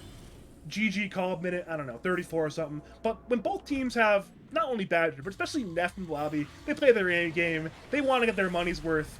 And they're doing it right now, they're playing to win. At least they're playing Dota 2, if nothing else. Top lane, rough deck. That's a logical miss, you know, Bristleback on a stationary target. Are you telling me this is his A game? I mean, that's... Maybe it's the nerves, man. He sees Neff in the lobby, the nerves start popping off. Like, man, there's big Neff in my lobby. Usually it's just, you know, Weenie Badger and his Weenie co-cast. This is not a Weenie co-cast. This is real, verified, Dota expert, pro man himself, Nephsensei. That's, all right, acceptable answer. Mid lane, Smacktrix just shows himself, says, you know what? I've got 6k HP. Go and get me. They try. They fail. Will-O-Wisp on the floor, hits Roughneck. Roughneck also does not care. As it currently stands, we're a minute and 15 seconds from tier 5 neutrals. There are 9 heroes in the Dire base. Hexon Logical seems not to care. You've got a conundrum here, Badger. Your typical NA, you go, okay, do I wait for 60-minute item to keep the enemies trapped in their base? If I do that, I basically wait out this Aegis timer. I don't get to use it for this next fight. We still have our buybacks on cooldown. But do I... Well, they're going in right now. Hoof Stomp ends up missing on all 3 targets. Smacktrix has been silenced.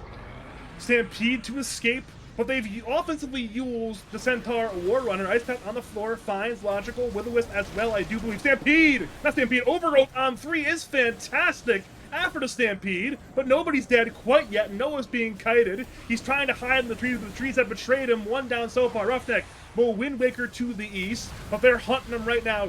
DP, BKB, she's still juking, she's still driving, her alive a little bit longer. Now Tree buys back, all 10 heroes in the game once again. Stanny will pop Satanic, but he got allied Wind Waker during Satanic.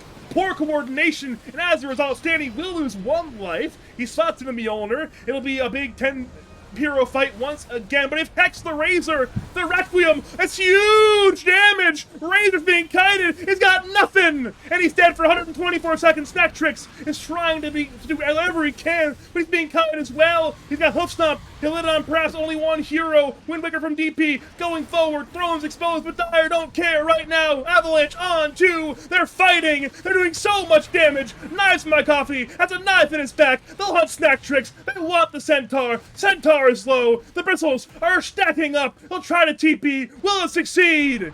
It actually does! But the base has been defended, and Tier 5 neutrals are officially in play.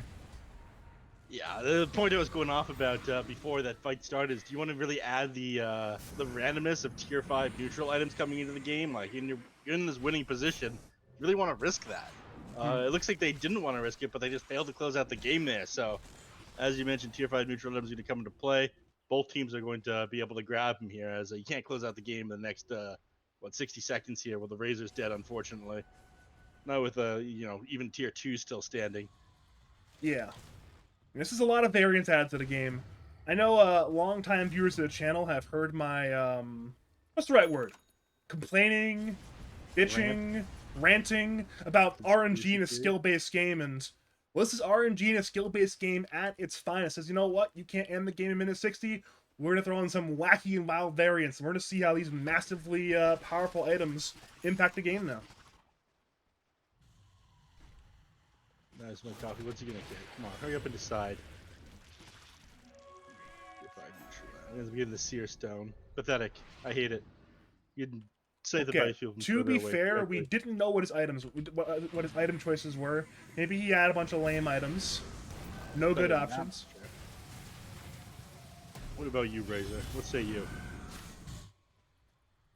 I'm looking. He is not chosen. I mean, looking around so far. You know, Dire have gotten all of their tier 5s. Radiant, I think, are still missing 1 or 2. Or maybe they have all theirs. Never mind. Both teams have all their tier 5s, and they're all using them. Yeah, we have 2 Mirror Shields on the Radiant side, no Mirror Shields on the Dire side. Yeah, Mirror Shield. The problem is, usually, you want to know who I ask about tier 5 items? Who? Logical. I can't ask him which ones are good. He's in the fucking game. Why does he know so much about tier 5? I don't know, but he knows everything about Dota, man. Can't close out a fucking game. It always goes to 60 minutes. It's all about tier 5 neutral. These things shouldn't even exist. You know, you're good at Dota. Who the fuck knows about tier 5 neutral items? I guess the counter argument is if you're good at Dota, you can end the game in 60 minutes, right? Mm-hmm. Well, Tiny Human for the Stygian Desolator. He's basically turned himself into a ranged right-click hero. He goes in, he's got 4,500 HP, but he's not really like a melee hero who jumps in, okay? He's a ranged right-clicker. He's going for a Divine Rapier next. Why not? I like this shit is insane. Actually, really I guess close it kind of to makes Relic. sense given that you've got like DP and bristleback frontlining. Dude, there's too many projectiles. There's too many particles right now. Are you getting it too? This is just silly though. Is your game lagging, Logical? Or I mean, F? No, I've got a good computer. Either way, CPU on fire. Logical will dodge the bushwhack. He's still fine apparently. I blame Giant's Ring. There's too many particles on bristleback right now. I've got one of them fancy Ryzens, Ryzen Nation here, by the way. I've got a Ryzen, but I think my Ryzen number is too low to be in Ryzen Nation. It's like a Ryzen 7, I think. They can't rise to the occasion. Well, they have Hex Logical, but he's a very large pig. He's been hoof stomped.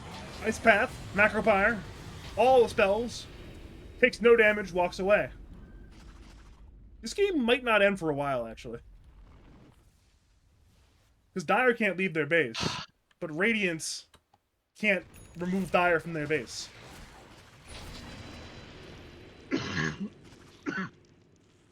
Excuse me. Nah, you can cough. You're a free man. You're a free man. You're allowed to cough. Wait a minute. There's pings. There's pings. There are pings. There are pings. There are pings towards Coddle. His TP has been canceled. His TP has been canceled, Neff. Yeah, this isn't gonna turn into anything. He's just gonna walk away. What if it does? Hoof Stomp on DP. It's turned into something. He's been nullified. No Wind Waker away.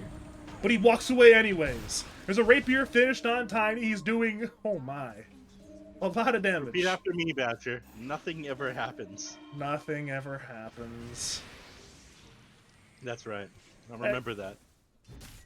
You know, the saddest 6 words in the English language. Neff was right again, somehow.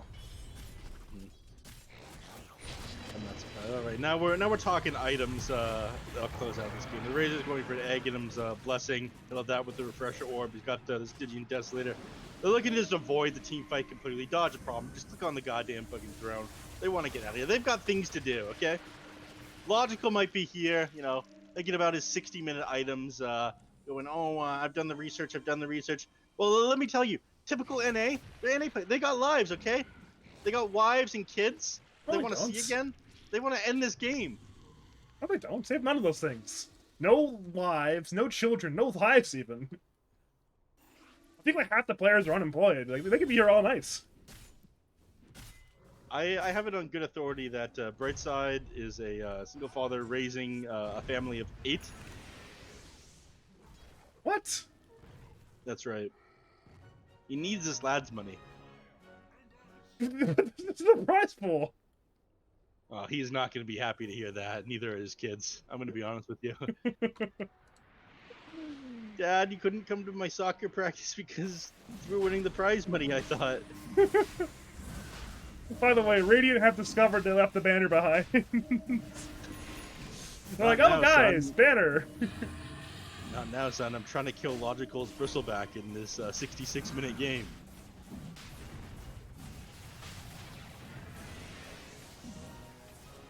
Well, Roshan is dead for, what is it, the 4th time this game now, I believe? Yeah, anyone not have an angry blessing yet? I guess they give knives in my coffee. It could be like the decoy sharpshooter shit. That fucking sucks. Grab it anyways. He grabbed it. He grabbed it, Nev. Fucking cheese. All right, there we go. He was gonna buy it anyways. He's literally saved 4,200 gold. More than that if you count the blessing. I don't know what the blessing costs. Oh, wait a minute. Mid lane stuff's about to happen, maybe. They know Noah's somewhere. They know he's somewhere. They want a gem! Somebody's going to die! I think. He's forced out to the low ground, but he's dead. Something happens, Neff. Something does happen in Dota 2. Wait, this guy bought out before he died. He actually did. His buyback was on cooldown for a couple seconds, but he did in fact buy out. He had no money left. So no Treant Protect. They can play this 4v5, run at the throne with the Razor, who's got the Aghanim's Blessing, and the Aegis, and the Stygian Desolator, and the Refresher Orb. Go. Now is your chance. Run into the enemy base and click that goddamn throne. I mean, they're doing it. I wouldn't say they're running at the throne, but they're meandering their way into the base. Like, okay, well, guys, we're gonna walk on forward, coddle. Loses A on disc, Lewis is on the floor, Hex on Bristleback, Centaur's hunting. There it is. Has no hit. Razor hits throne. He's got the ulti active. He's got BKB ready, but he's getting kited. He's so low, he might just die here immediately once. 1 death on Razor, Smack Tricks, Hoof Stomps, finding Bristleback, Exo Pop by Roughneck, Ice Path, Necrofire on the floor. Stanny, BKBs once again, looking for Logical. He'll pop Satanic. Logical's low right now, 1/3 HP. He's so very stunned. And Logical's dead. He instantly buys back. Razor is very low as well, though. Both teams are kind of collapsing. DP will Windmaker away. She'll now refresh. Stanny's low. Roughneck's low. They're hunting Razor. Satanic is active. He lifesteals to 100%. SF is dropping. Bristle is dropping. At long last, Dyer may lose this game. Die back on Logical. Reed is dead. He's got no buyback. Roughneck's dead. He does buyback, but now it's Bloopy down. Dyer are running out of base defenders to defend their base. It's a 2v5, and Roughneck has been stunned on up. Goodbye, Wittawili. And in 69 minutes, typical NA take game 1 over Wittawili. I'm not surprised. I gotta say, this draft did not impress. Whoa. Hold on, I went full circle there. I thought they would end up winning this game with Roughneck, but the Bristleback didn't end up impressing me that much. I'm not surprised they ended up winning this towards the end. The Razor was too strong. Logical, get it together, my man. Missing your Bristlebacks. SF, Blink Dagger Yules, I'm not impressed. All right, you got to play aggressive in Dota. They were too defensive here, and that's why typical NA in NA fashion, the most aggressive nation on Earth, NA the country, by the way, wins this game. Your thoughts logical? Patrick? I love how My mind is broken. we've literally both called each other logical today. We're mind broken. But again, this is a fantastic game one. Even though again, a little bit of sloppiness here and there. That's part of the art form of Dota sometimes. And now I'm excited to see what happens in game number two. Hopefully, it's a shorter game than 69 minutes though. Let's put it that way. Wait, I have to show up for game two? All right. Yeah, Hop yeah. in the lobby. I'm gonna, Excellent. I'm going to cut us to a break between game one and game two. My name is Badger, joined by Neff. We'll be joined by game two of Wittawili versus typical NA, and we should have Rusi for game number two, so that should be fun. We'll see you soon.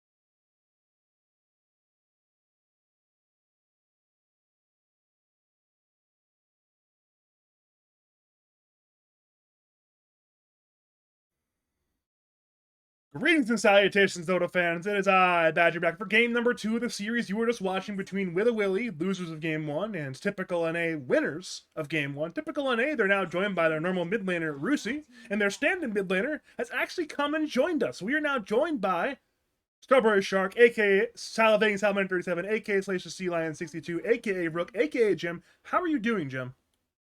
How am I doing? I don't know. I played like shit that last game and a hard stuck 9.5k dog. I'm Listen, the bad. people don't want to hear that. They don't care about Oh, the MMR. They don't care about what you fucked up. What they wanted to know is, were those Willies last game hard? Willies?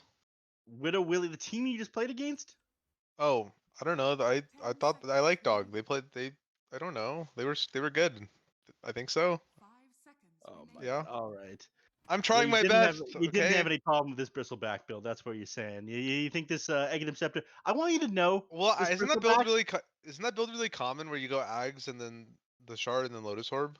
Is it common for a bristleback to try to use his Egg Scepter on a Tormentor and miss it? Is that common? Well, I would define common, I guess. I've seen it I'm hoping happen. that you can because you use that word. Okay. Maybe, I mean, you probably shouldn't miss the Tormentor. It doesn't move after all. It I doesn't see. move. Your thoughts on taking 69 minutes to beat someone who made a mistake like that? The team who did it must have been bad, I guess. The team who couldn't close it out. Yeah.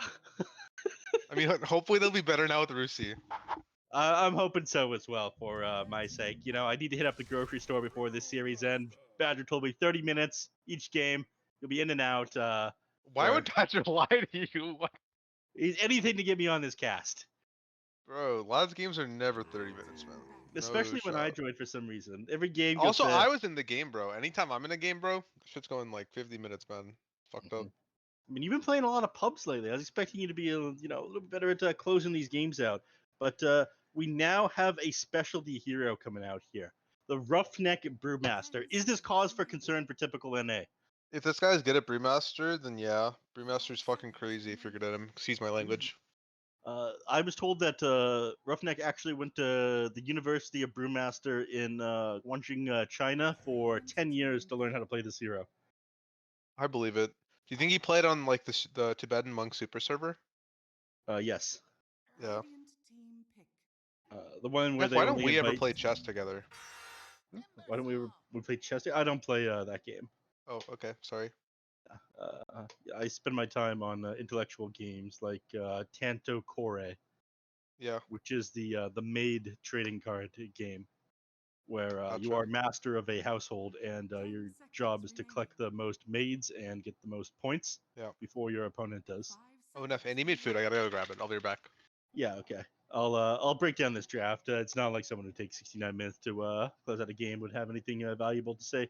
Anyways, picking up Timbersaw here alongside the Brewmaster, so putting a lot of value into universal heroes here. Probably see a lot of stat items coming out at the beginning of the game.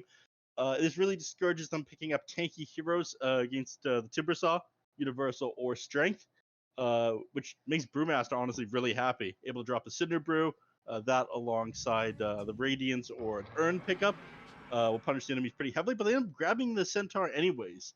I mean, it's kind of a damned if you do, damned if you don't situation. You either die to the Whirling Death from that huge strength stat loss that the Timbersaw is going to have, or you die to the huge DPS that the Brewmaster is going to do to you from you not being very tanky since you're not putting enough strength heroes on your team. So I do like this opening, but it's pretty obvious that this Timbersaw is going to go over into the mid lane.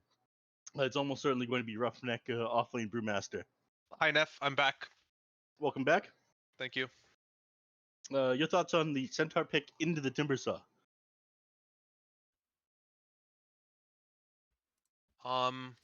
That's fine. Take your time. I mean, it's not like I don't know. I don't really mind it as long as they don't pick a bunch more universal heroes or universal or strength heroes from here on out. Mhm. Timbersaw is good at running away. Centaur is good at not letting him run away. Yeah. So that's one thing they got going for them.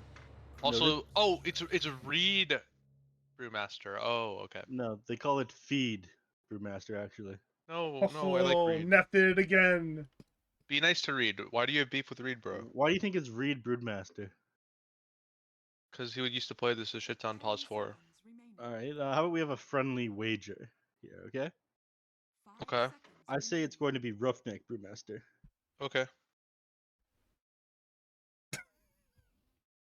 And if I'm right, Badger, what do I get? You get the love and adoration of Jim. How about that? I want something more valuable. How about a Cat 1 pick? Even more valuable. How about 2 Cat 1 picks? Deal. Okay. You better get ready. And then if you're wrong, you give Jim 2 Bogdan picks? I can't devalue Bogdan picks like that. I'm sorry. How about 1 Wait, then Bogdan what do pick? I get if I win? You won't, so we don't have to worry about that. Look, I'm not making a bet if I don't win anything from it. I think Jim's gonna be right, dude. I'm pretty confident he's gonna be right, actually. You're both in. I mean, you've both been wrong before. I'll give you like I don't know my phone or something like that. This is a Google Pixel 7. It's okay. Hi, Badger. I missed you. Hi, Jim. Yeah, I had to get some water, go to the bathroom. Andy made food, so I had to go get the food too. We left Neft alone for a bit. What? Oh, Anyway, you weren't it's supposed to do it's that. not it's not too fancy or not like a Samsung. You're the one who Galaxy or got up, something. bro. Andy DM'd me, yo, come get your food, and I was like, okay. Oh, did I not tell you I was getting up? I know I told Uh, Neff I was getting up, but what can No, you You do? but- definitely told both of us that I was talking until Jim got back. It's I fine. Nobody appreciate noticed until both appreciate of you you, brought Neff. it I up. appreciate you. Yeah, up until both of you brought it up just now, it was professional and nobody had noticed. What can you do? So, we have an axe. What are Dustin's axe pick, boys? I'm not crazy about it against the Hoodwink and the Crystal Man. I feel like he gets kited around pretty easily by both of these supports. You'd much rather play it into melee heroes. It's not really that crazy against the Centaur either. So this is something that probably has to be a specialty hero. I'm a little bit surprised though because they've got 3 heroes that are commonly played on Pause 3 right now on the Willies. And it's almost certainly going to be Roughneck on Pause 3 Brewmaster. So perhaps the Timbersaw position 2 and Axe in the mid lane. Okay, It seems like something wait. logical to try to do just so everyone goes, I'm so wacky, I'm logical. I play Axe carry. I build funny items. No. Definitely not axe carry. It's either gonna be Brewmaster 3, Axe 4, or Axe 3, Brewmaster 4. Reed's 4 support pool is basically just offlaners, so I'm pretty sure he plays both Brewmaster and Axe 4. Right, well, that's wrong. It's going to be Roughneck, so. So that means if it's Roughneck Brewmaster, it'll be Reed support Axe then.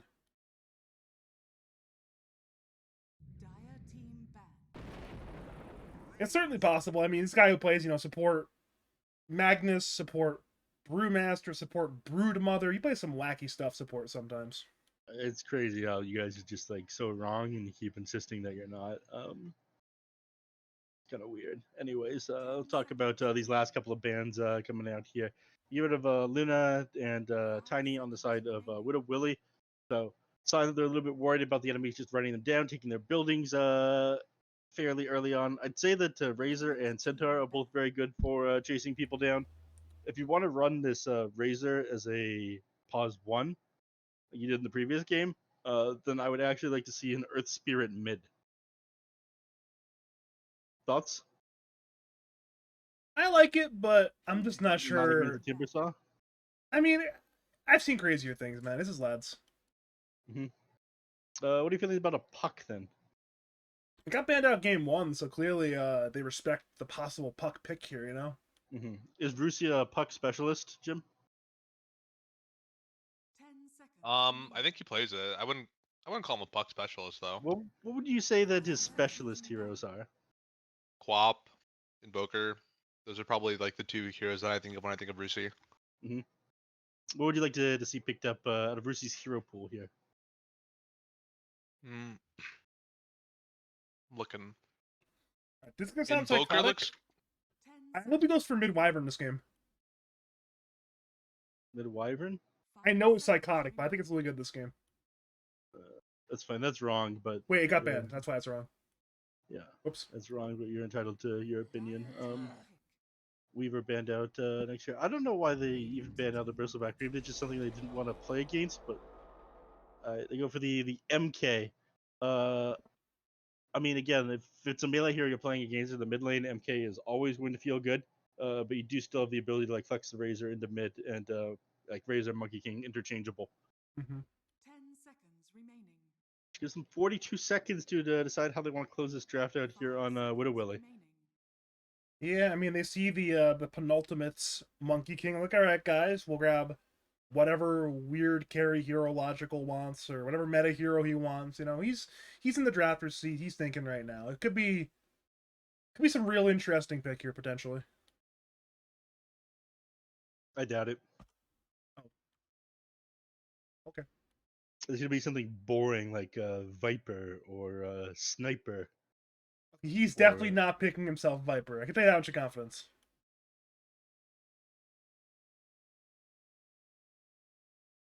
How much confidence? $7 worth of confidence. I'll keep my $7. Thank you very much. Wind Ranger. Interesting. Choppa on the Brewmaster. That's not right. They picked the. They lost on the wrong hero. That's crazy. So, Neff, Roughneck Axe? I believe you've lost your bet, Neff. Who'd be Wind Ranger? I mean, the Wind Ranger is a counter to the Monkey King. Seeing that at the an OD wouldn't have been that surprising. Yeah, that's where I guess I lose my phone. That kind of sucks. I use that for a lot of things. Unlucky. I suppose you'll get it in the mail over the next couple of days. Unlucky. What can you do? What can you do? So this is going to be a pretty quick 2-0, I imagine. Typical NA is going to shut these absolute amateurs down. The only thing that they have going for them is the fact that Wind Ranger is pretty good against the Monkey King. But outside of that, they're toast. They're smoked. I'd like to share my thoughts. I'll allow it. I think Brightside will carry 1v9, 30 kills by minute 15. All right, that's bad faith. Badger, How's what do that you bad got? faith? Hold that thought. We're remaking because one of the players' internet has literally just died. I mean to rehost the lobby. What? That doesn't make sense. Well, they don't have a player now because their player is gone. So, Can't they just pause the game? I asked that and they said it's not going to come back apparently. So, Yeah, that sounds like they're lying, but all right. I mean, it's certainly possible, but you know, we are a good faith Dota league. We take the things our players say and we believe them most of the time. So, Yeah, do they already have a replacement? I hope so. I'm gonna start inviting you guys to the lobby now.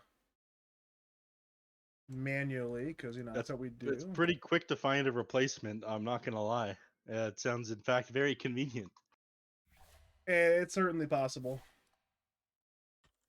Which team, by the way? Standing for knives in my coffee on the typical NA side.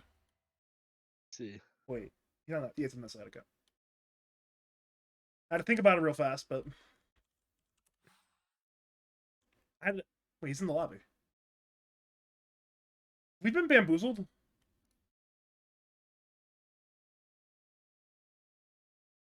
That's crazy. I see all the same players.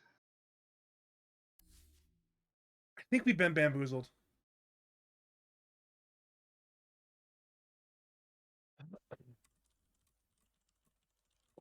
That's okay. It's a good faith Dota league.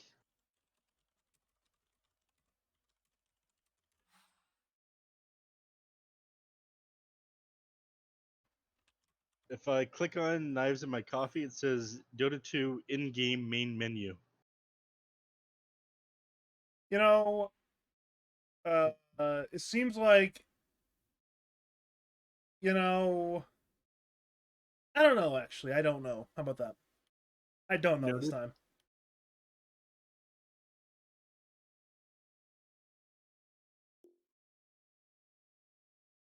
I'm not quite sure the exact the exact finer details of what is going on here, but yeah, I'm sure everything is going to be Above par. A-okay.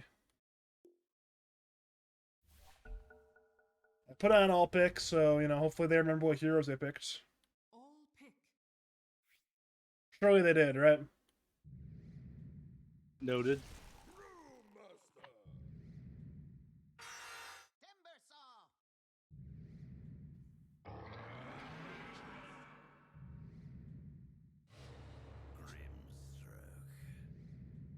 All right, I've been accused of glazing logical. Would you guys agree with that statement or no?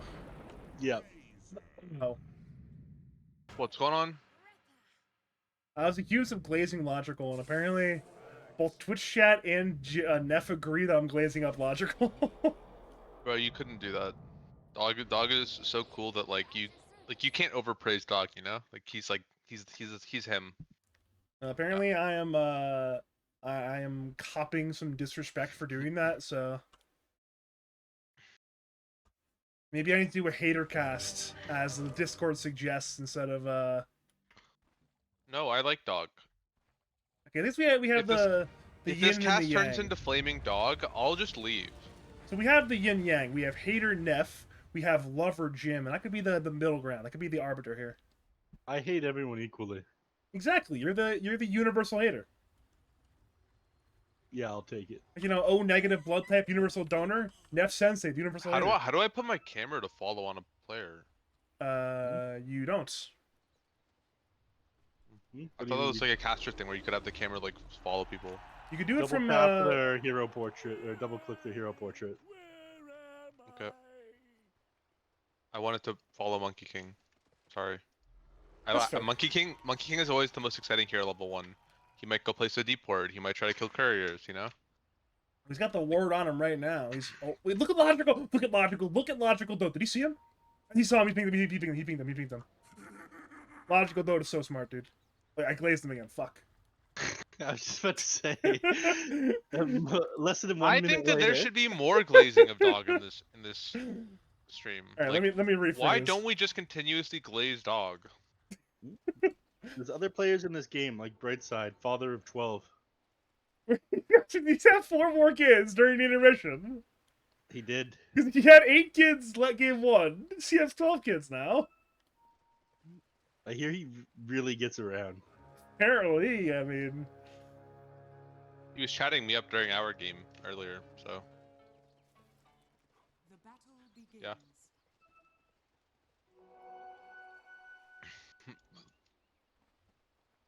alright, okay, bounty runes, they're exchanged 2 for 2, nothing too wild and crazy over there. It's a very standard exchange.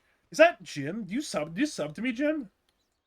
no, it's my like I've been subbed and this is just my sub message. Like I don't know what to say. Oh, I'll give you a thanks in the chat regardless. I appreciate the subscription. It's 2 subs in the night. Big win for me. Big win for Badger Well, fans. I was subbed earlier in the month. Big win for me regardless. Okay, good point. If he gets another sub, he can get like a foot-long sub from Subway. That'd be nice. Yeah. That's 1 whole meal. Maybe 2 whole meals if I'm feeling not too hungry. Oh, Rusi is supposed to be a Monkey King specialist. Misses the dodge of the power shot with the mischief. That's amateurish work right there, I gotta say. Any thoughts on your replacement here in the mid lane, Jim? I love Rusi. I have nothing bad to say about him. He's a good player. Hard matchup for Monkey. Oh, Rusi, Oh, you got a man. fucking mischief. He's diving. He's diving. Alright, there we go. Oh, This he is good. turns. He's playing it well. Okay, first ball goes to Woo! Rusi. We had Woo! Neff, the universal hater, hating on Rusi, but Woo! Rusi fans, they're eating good right now. Woo! No, that was that was a close one. Rusi ends up committing the balance strike during the wind run still being active. Takes the risk on not having the lifesteal and ends up doing just enough damage to kill Windranger. I'm pretty sure that was like a damage variance difference right there. It didn't look like that auto attack would end up killing her. Yeah, sometimes you get the RNG in a skill-based game on your side, though. Again, you look at the variance on MK. It's actually not that high, but every little damage point counts. Yeah, this is actually a pretty big deal for the Monkey King. Like, you're supposed to lose this lane quite hard, so getting that early advantage to be able to rotate earlier, start finding kills, is a pretty big deal. I'd You've got give the Neff double- my early advantage, if you know what I mean. Winks loudly. Double Wraith Band is going to make it a lot easier to deal with the amount of harass the Wind Ranger has being a universal here with all these stats. Yeah, I'd like to see him try to mischief some of these power shots, though. Yeah, this I'm this sure- is a gamer that's out of practice. I mean, you're platinum on Monkey King, you think you'd be a little bit better at this one? Alright. I think Rusi's doing great. Rusi's got this. He did achieve the first blood. He heard Neff, like, you know, this Neff guy's hating on me. Am I just gonna let him flame me for no good reason? I want to give him some weapons on that first blood. I mean, look, I'm just saying there was a reason why they had Jim to Brucey in the first game. Because Brucey wasn't here. What Badger said. Debatable. That needs to be fact checked, actually. I mean, he wasn't in the lobby. You can't just make shit up like that. I'm sure if we really wanted to, like, check his Steam logs, we'd be like, oh yeah, Brucey Dote, not here, not online. I'm sure it's possible to do that. Bottom we lane, definitely Inkswell on logical. He's running a Smacktrix. Smacktrix will get stunned by Inkswell into the Stroke of Fate, and that's one more kill in the game. This time going the other direction now. It's a 1-to-1 kill score. Yeah, he does damage to that guy. I don't know how I feel about. Which is I why don't it know was how so bizarre that they ended up picking the Centaur into the Timbersaw. Well, I'm trying to like I'm kind of curious if it's gonna be worth it. I guess like I don't know how I'm curious to see how much dog gets done. I feel like both it could go either way. I feel like he could be really useful, or he could die a couple times and then have 0 game impact for the rest of the game. I don't know. I mean, looking at CS, I think it's gonna be fine for the Timbersaw. Oh, Well, no. I'm not really thinking about like Top the lane, like our early game. I'm more protagonist thinking like Roughneck after has rotations died. start happening. Roughneck goes down the offlane axe. I'm not surprised. This was questionable. You put Roughneck on the Brewmaster, you're gonna see him pop up. You put him on the axe, stinky. Yeah, I'm more thinking minutes like I don't know, like once the lanes break down and the Timbersaw is no longer just farming and trying to fight, like if he's gonna do enough, we'll see. I mean, luckily he does have the Windrunner who can, you know, be a bit of a farm core as well. And you see a number of players playing the Wind carry, so hypothetically Ploopy can have some strong eco still.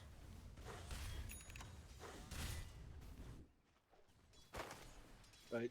I'm pretty curious what build Brucey's gonna go, because I know like every Monkey King player buys like different items. I feel like, you know. Mm-hmm. What do you want to see him build, Neff? Maelstrom this game. Sure. Probably Maelstrom, and then BKB. I definitely think that you need some sort of way to pierce Windranger's evasion, and you're also just extremely worried about amount of magic damage coming out from like. Yeah, and Brewmaster turning it to into the, Gleipnir sounds like a really good idea too. Yeah. I think if he doesn't want to do that, and he wants to buy something that like doesn't care as far about farming as much, maybe he could go to Fusel. Bottom lane, Timber's I never really know what dead. Monkey King builds. Timber is actually dead. Roto Laporte brings him down. Mm-hmm. And Brightside's making a super weird rotation up to the top lane, trying to wrap.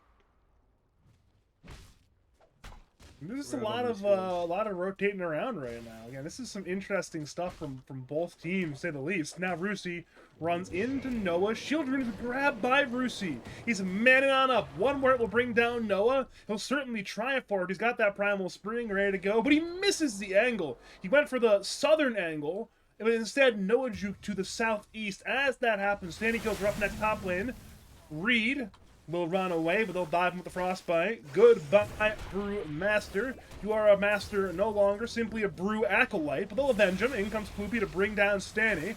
Currently a 2-for-1 top lane. Ploopy will get dove under the tier 2 tower. Balance like on the Windrunner. Jingu's been activated. They'll completely kill her under that tower. And now in comes Roughneck looking for Brucey. Brucey will die to tower shot.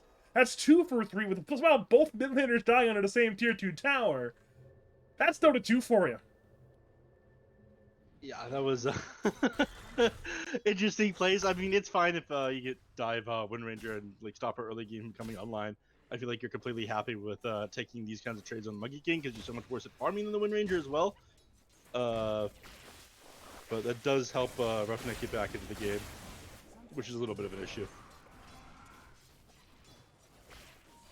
Again, Jim, correct me if I'm wrong, but hold that thought me, because top lane, Primal Spring in by Brucey. He's looking for Roughneck, and Roughneck has died. The trade is for Brightside, but Jingu has been activated. Goodbye, Noah. He'll head to Brewmaster. Double kill so far for the Monkey King. He wants a third kill. Power shot hits both. Fantastic from Poopy. A focus fire Stanny. Stanny will end up dying. Stampede from Smacktrix, but it's too late to save Stanny. Brucey might look for a bit of a hunt play still. By this point, it will be a 2-for-2 trade.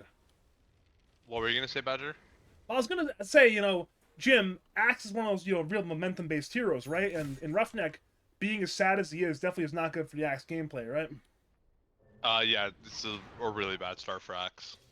Like, not to like flame the guy in any way, but it just you do not want to be 0-3, like level 4 at 8 minutes with like you're not close to a Vanguard, you're not close to a Blade Mail, you're not close to a Blink Dagger, you know, like Freezing This is a Field. very hard Right side spot. double 6, he has Freezing Field. He almost goes Logical with it. Instead, though, Logical is doing so much damage. It's already Smack Tricks and Brightside dead. They want Frodo Laporte. Acorn shots on 3, but, I mean, Logical chains forward, Chakra him in, and the Hoodwink is out. 3 kills for Radiance, 2 to the Timbersaw. Timbersaw's having an incredible game, but the question is if Timbersaw can do it all by himself. Is one dog enough? The answer is no. It's one of those things where, again, Logical had 7 dogs on his team last season. They still couldn't win lads. So if 7 dogs isn't enough, then how can 1 dog win? That's true. Yeah, one problem I see for Radiant is just that, like, even though Dog's game is really good, the Centaur's game is completely fine, by the way. Like, it's almost level 7. Meanwhile, their offlaner also had a really hard start, and his game is, like, so far away from fine. You know what I mean? Mm-hmm. I feel like that might be a bit of a problem. As you said that, the Centaur did go down. More importantly, in the dire side jungle, Primal split from Reed, looking for Rusi. Storm, Bruling, Cyclone on the Razor. Earth Panda Rock onto the Monkey King. That's 1 dead Rusi. They'll head to Stanny. Shackle does not latch, but he's brought back by the Void Panda. And that will be a dead Razor. Double kill for the Brewmaster. And Prognosticator Neff demanded the Roughneck Brewmaster. But right now, Reed's making it work right now. Well, we'll see about that. I mean, Reed has, like, the same net worth as the Axe. You know, this is... at least they have that going for them. They have a rich 4. I'm a little bit disappointed in the position 4s and 5s not being in position for that one. They should have rotated there a little bit quicker. Right side is not looking so bright right now. Stanny just went in, TP'd up, he'll get stampeded away. But he still needs to be a little bit careful. Stampede's over, and he's being hunted down by a 3. Stanny's out at 1/4 HP. He's out of, well, mostly everything, but apparently he needs nothing to fight. Roughneck tried for Culling Blade, did not get the kill, and now Reed ends up dying, and Dyer gets another kill! So it's 3 kills for Dyer, double kill at the Freezing Field, a 3 for 1 in favor of typical NA. Dyer's middle tower is under attack. Flippy's gonna try to put some pressure on the mid tower wall that went down, but again, this does help Rusi quite a bit. He's going for the Diffusal Blade, like you mentioned. He gets a Disperser. I believe that can dispel Wind Run. Is that right? Oh my god. You watched that bottom, right? That was sick from Yeah. Logical. Damn it. I'm still glazing up Logical. I can't stop. I have an addiction. That's it's crazy. fine, I bro. bet Timbersaw pressed his abilities that are effective against strength heroes. I So know, anyway, I know. It wasn't that impressive, but you know how it is. Top lane, speaking of impressive, they're diving a Crystal Maiden, the hardest hero to kill in the game. Inksel the stun, Reed secures the kill. That's 5 kills now for the Brewmaster. I want to talk about this. What is this Hoodwink doing? The Hoodwink's just never been there. Like, ever. They've been making some stacks, but yeah, I think that they need to play with their other heroes a little more. They need to play with the Crystal Maiden. Like, teleport around the map when people get dove. I just don't... I see them just, like, kind of standing there every time, like, something happens on the map. Yeah. This isn't lads level gameplay, okay? I expect to be the best of the best here. This is the last minute stand-in, so Yeah. like maybe they're not on the same page as everyone else on the team. Made Laura and Mars well. We have no idea. At least I have no idea. They're going in on Rusi meanwhile. Brewmaster has Split ready to go. He's holding it for now. Monkey King's low. CM's low. Split does not get off in time, he though. waited too long. Now Rusi turns. Down goes the Grimstroke of Noah, and they're going to hit the Floopy. Win run will end. Does he have enough of a gap, though? He does. Thanks to the power shot, bringing down Rusi's tree. Therefore, stunning Monkey King. Frodo Laporte goes in. Hits the Bushwhack, but no follow-up at this point. The follow-up's too far away. That's 2 kills for nothing. And now, well, Logical's looking to play Dota 2. Rusi's looking to grab that double damage and get the hell away. Or maybe not. He's looking towards Big Dog. Frostbite into Rusi.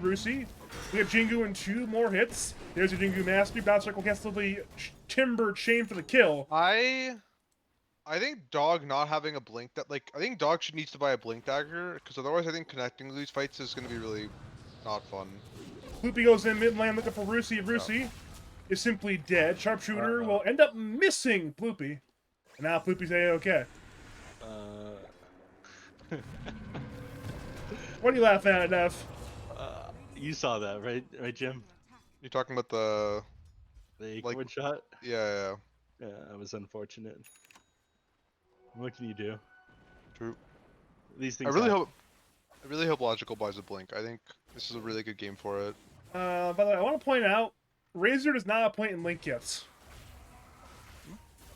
Look at Razor's skill build. 10% spell life steal. No He's point. just being dove, by the way, by 3. Split comes in from Reed. We're seeing TP's on the way. Soulbind will link Stanny to Frodo the port. That certainly will be a dead Razor at some point, but he's lifestealing. But it's not enough spell lifesteal. Currently it's a 1-for-1. Sharpshooter bringing on Noah, but Shackle Shot into the call. Roughneck will look to call, but Radiant killed him too fast for the Calling Blade to get that armor stack.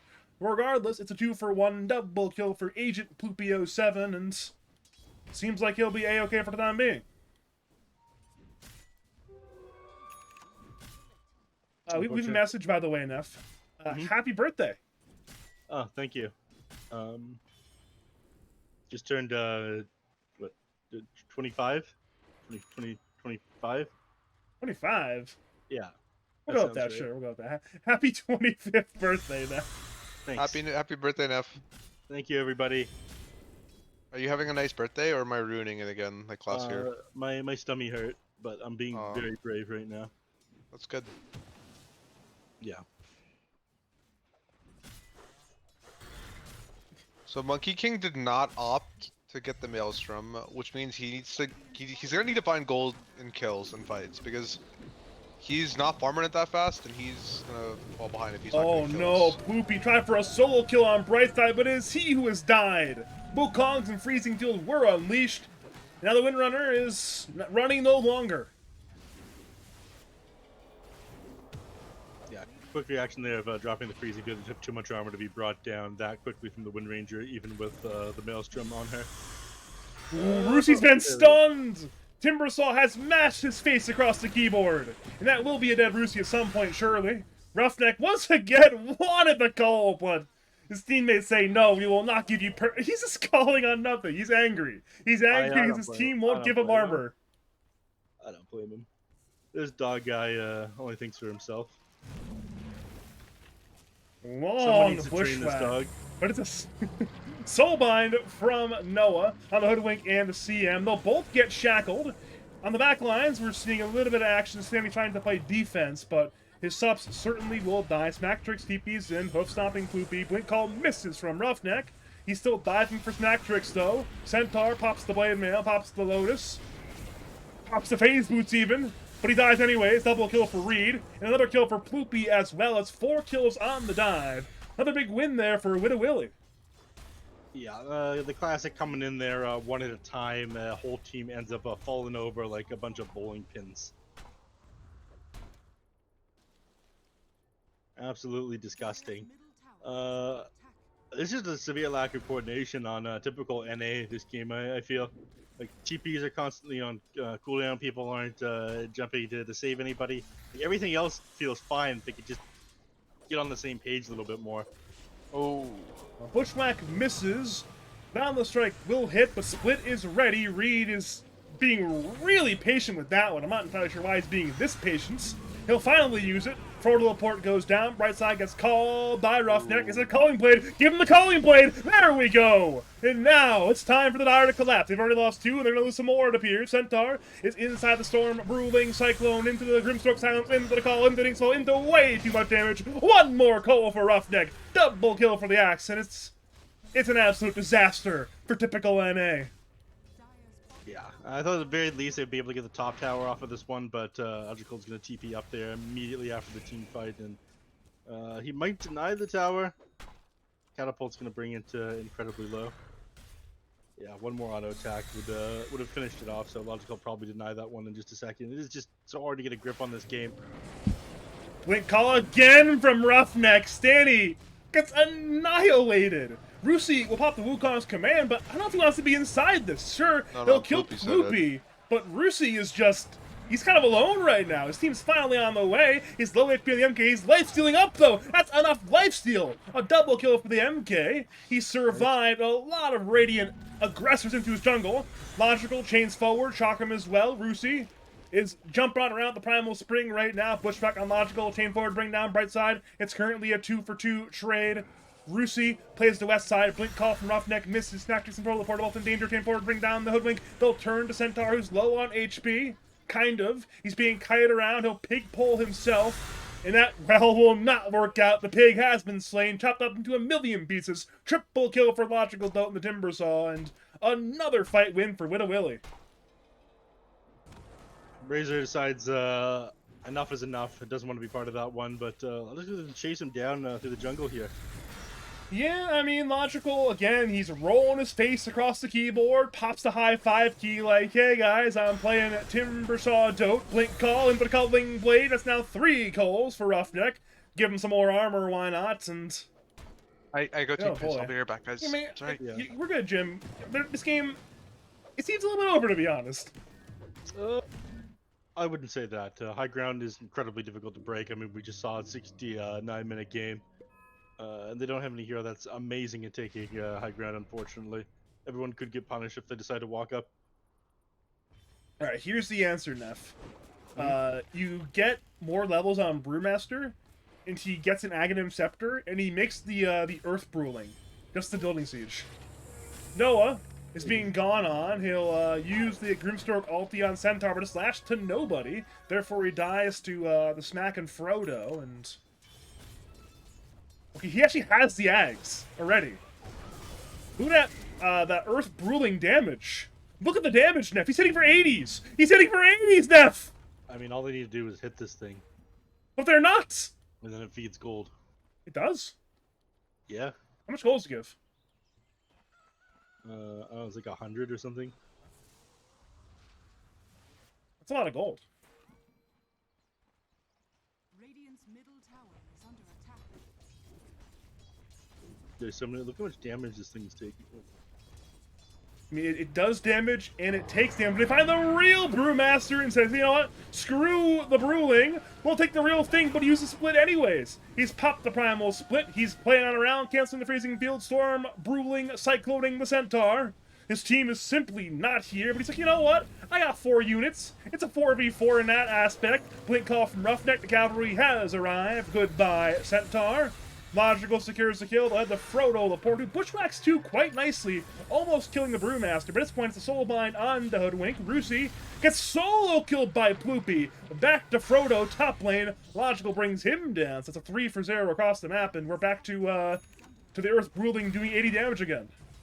Yeah, I don't know what the hell that was. His lack of coordination couldn't blow him up. There was no really reason that they didn't finish him off there. But then you just die by yourself over in the mid lane on the Monkey. I don't know why you got the Manta style, actually. I don't understand that one at all. Dire's middle tower. Like, it breaks silence off of you, but that's pretty much all. Is there something that I'm missing about this Manta on Monkey King? So here's the thought here. Rusi, let me get in Rusi's brain. Because Rusi thinks he's good at Dota, right? Right? So, I'm good at Dota, therefore I can Manta Dodge Axe Call, I can Manta Dodge Shackle. I mean, this Right? guy wasn't dodging with Mischief at the start of the game, so... I'm aware of that, but you know, only one hero has Mischief. All the heroes can buy Manta, and nowadays all the heroes do buy Manta anyways. Fight the dire side tri camp, Centaur's already low, but the first hero to die is a Grimstroke. Stampede has been used by Stacktrix, they're hunting a Logical Dote. He's stunned by the Witchtrack, but he's doing some damage towards Brucey. Brucey goes down the Monkey King, in comes Stop once again to the Windrunner. Stanny is looking the man up as well, but at this point his team is dying around him. Down goes Razor, Brightside's low, Smacktrix is low, Logical brings Centaur down as Poopy brings down Brightside. It's currently a 4-for-1, turning into a full 5-man wipe, triple kill for the win, and that's... Again, a hell of a lot more gold going the way of Wittawili. I don't know, these Willies are looking a lot harder this game, but I feel like... Guys, it's not looking good for Dire. It's just as much the fault of, I think, the Dire team as it was the Radiant making good moves around the map. The Hoodwink hasn't been performing the most amazing this game, I have to say. There's been some definite misplays coming out from him. Rusi, for some reason, built this Manta style. I was just about to ask you, Jim, if you could really make sense of this like 4,500 gold purchase. Okay. I don't see why. I think that Dire's middle tower as Monkey King, you want to go Manta style after Diffusal so that you can like farm faster, do more damage, like not have a BKB too early and run out. But like honestly, like there was just no way it was gonna do anything for him in fights this game. I think that after he bought the Diffusal, as bad as it feels to go Diffusal BKB, like I think that you just have to because there's an extremely fat Timber Saw. There's Brewmaster with Vessel. There's Grimstroke, super high level. You know what I mean? Like I think that it feels really bad to go BKB second item after Diffusal, but I think he had to do it this game. I agree with you. The Manta was not the best choice. I think his team is just too far behind, and yeah. We have a big raid, by the way, from our Cryptic, bringing in some more viewers to watch Rusi possibly die in the Radiant Jungle. Logical's high-fiving him! The disrespectful high-five! He's not even dead. He's not make even That's dead! embarrassing for Logic. In front of our cryptic viewers too. Jeez. Oh, man. He is not gonna live that one down. Everyone, make sure to message Logical and be like, "Nice high five, kill, bro." What now was I the gonna best say? part. But yeah, how do you feel about that summary, Neff? You feel like that's fair? Yeah, I very much confused by this 4,500 gold investment that it just doesn't seem to be doing anything in a game that's already quite hard. Like you're playing against your counter in the form of Wind Ranger. She's still gonna focus fire you after you pop the Manta. It doesn't do anything there. You're not really getting out of any disarms, or the dispel doesn't feel super amazing. The only thing you're really taking off is like the Phantom Embrace. That's that important. It needed to be a BKB or just like fully complete the disperser so you can disable Wind Rain or run or some shit like that. Dude, they are so I think for frustrating. Dire to win a team fight, one thing that has to happen is Grimstroke has to die before he casts any spells. I think if that doesn't happen, there's no way they win a fight. You know what I mean? Like, I think it's too hard for them to burst the other heroes on Radiant. But I think if they burst Grimstroke, Dire or Radiant does lose a lot of their. They lose a lot of utility. You know what I mean? Yeah, that was an insane movement by Brightside just now. Just barely missed a dodge goal. It's a good thing for CM fans, or else, well, again, sliced into a million pieces is not a fun look for Crystal Maiden. She's just behind enemy lines. Look at her, cutting waves or something. I'm not entirely sure, but certainly not in the Dire base right now. They know that going high ground in current year is impossible. Instead, they're just going to increase their net worth lead beyond the 22k that they have right now. Yeah, and perhaps it's Roshan time. Roshan is alive. Both teams moving to the Dire side of Roshan pit, blinking on I around. think Dire. A blink call on Bright side. That'll be a dead Crystal Maiden. Meanwhile, Dire gonna counter kill, bringing down Noah. So both teams lose the stuff. Logical chains in for Rusi. Foot stomp on Timbersaw. Wukong's on the floor. They need to kill Timbersaw. He will be broken. Can they finish the job? No, they cannot. Instead, it's Rusi dead. Culling blade on Centaur. 2 kills for Roughneck. Making 3 kills for Roughneck. 1 more call. That's a 4 for 1. The hoodwink. The TP will not work. That's a full 5-man wipe. And another team fight win. The 14th billionth fight win this game for Wittawili. Before that fight started, I wanted to say they need to do anything except for like they need to like farm and just give them everything. Like they need to just cut waves and like they are working towards 3 BKBs, and I think with 3 BKBs they have a chance of winning a fight. Like that fight actually started well for them, and that they killed Grimstroke super early. What but, the like, hell is even going on in the bottom? This is some wacky shit. He sees Crystal Maiden. It's like, you know what? I don't care. You're not killing me. I have an Oh, ulti. he still has like just regular split, bro. He can go split. Yeah. They're Oh, this is glyphing messed this. up, They're bro. literally glyphing this. This But is- I don't this think is Reed the- cares. This is wacky shit. Or can they cancel the split? Down the strike is available. Nah, never mind. Not gonna be there. He's A-OK. Roshan goes down to the Radiant side. 2 lines for Logical. They're trying to bring down the Brewlings. Wait a minute. They've killed 3 of the Brewlings. They know it's the last Brewling left. They've got 8 seconds to do it. In comes Rusi. They need this kill, and they get it. That's a lot of gold, and more importantly, a massive morale win for typical NA. They need to kill that man. Yeah. I mean, what they need to do right now is they need to get to their 3 BKBs. They need to get, like then proceed to keep getting pickoffs, and like they need to get back a lot of gold, and it's gonna take a while, you know.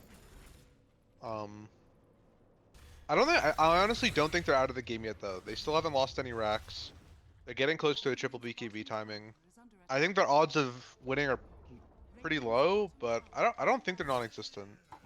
What are you guys feeling about their chances after this? I'm laughing at Twitch chat right now. Hold What? on. Our Cryptic is the best streamer and is so awesome for rating you. Give him some love if you're not following. Don't raids work the opposite of that way? I'm gonna be real with you. That sounds about right, but you know they can open up his Twitch channel. They can click on the name, press the follow button. Actually, if you're not following our Cryptic Dota, you're a fucking massive loser. By the way, Pro Analyst Neff, I'm just saying. People are saying that the win run is dispellable. Oh, It is Win not run is dispellable. is not dispellable. How come it says dispellable? Yes, Oh. on the ability. Well, my B, then, apparently. We're seeing a fight in the mid lane right now. Hoof on two Logicals going on, and shotgunning everything. Dire dropped the ulties, but their bodies have been dropped instead, and they've dropped 2 Gs in the chat. After a very long 69-minute game 1, we got a follow-up 28-minute game 2. It's a 1-1 draw between typical NA and Wittawili. Win run being undispellable is a 25 talent for a Wind Ranger. Just so you know, Badger. Now I know, and now Twitch chat know. I mean, I don't play that No, hero. that's not even what that guy said. He said, disperser doesn't dispel enemies. That could be true. I don't know. I've never built a disperser before. I don't know how Neither this have fucking I. game works. I'm a fucking manager. I fucking fill out spreadsheets, man. We like spreadsheets here, you know. We're spreadsheet fans in this channel, and we're a fan of the 1-1 draw. You know, both teams got something. Both teams got something. Wittawili have ended their group stage, by the way. They'll finish the group stage 8-4. For typical NA, they actually have one more series to play. They're currently sitting at 6-4. So, you know, they could still tie at the top with 8 wins, assuming she just won our series of the blue shirt series that happened, but I don't know what happened there. I was only watching one of the games because I was casting this series. Either way, though, I do believe we're done. Any more analysis before I go and give you guys the outro, or are we good here? Are you going to be starting up your Nekopara stream next? I don't know what those words You could stream mean. Bunny Garden. Nekopara, it's the Cat Girl Cafe visual novel. You normally stream it starting at 8 p.m. Pacific, but this ran a little bit long. I don't know what that is. I mean, I know the words you said, but they don't go together in a sentence to my brain. Oh, I mean, yeah, I guess put on like a cool face for the Raiders. Yeah, that's fine. Don't worry about it. Okay, Neff. Speaking of Neff, thanks for coming on and joining us for both of the games tonight. We appreciate your constant support of the channel, Neff. Do you have any final words? Call out, shout, say the people of twitch.tv/BadgerPablo and twitch.tv/NaphEdition10 and twitch.tv/RCryptic. Shout out to twitch.tv/RCryptic, the #1 predecessor stream, the man who will predecess all other predecessor streamers. That's right, everyone. Those are real words. Shout out to Math Magician 10, the smartest caster I know. Although last time I cast with him, he failed to do basic math when he was questioned on the title. And shout out to Badger, the ladman himself, making this all happen. Rook, salivating salamander, player, caster, excellent friend, skilled lover. Thank you so much for watching, everybody. Good night. Thank you, Neff. Good night, guys. Everyone have a nice night. Make speak- sure you rest well and stay hydrated. Those are your final words, Jim? I mean, what else am I supposed to say, bro? I just That's hope everyone fair. has. I hope fair. everyone has a nice night, and I hope they stay hydrated because otherwise, it could lead to deleterious effects on their health, bro. Like, are you fucking around? It's a joke to you. You know what? It's not a joke to me. I Every cast appreciate should it. end with telling your audience to stay hydrated, bro. Okay. You know what? Like, I'll drink some water before I do my outro then, just for you. I'll even do it on the mic. Maybe they can hear the water. thank you, Badger. I don't think they just, can like, hear it, but I was sipping it in spirit because I was literally sipping it on We the stream. have to get the hydration numbers up in lads. Like they're just low, bro. But thanks to Neff and Jim for coming on for casting tonight for the series between typical NA and Wittawili. Congrats to both teams in the game they won. Thanks to Sniper and Jim for subscribing. Thanks to Mathematician and RCryptic for the raids tonight. To the people, thanks for watching, of course. So I'm going to cast your games, cast your tournaments, or if you're a pro TO looking for a commentator or the best tournament admin in the business, not called Ben Douglas, Contact me on Twitter.com/Badger Contact me. Dota 2 or over on Discord. It's Badger Pablo on Discord. I'm a good scheduler. I can do it, guys. Thanks. As always, thank you for watching and have a great night.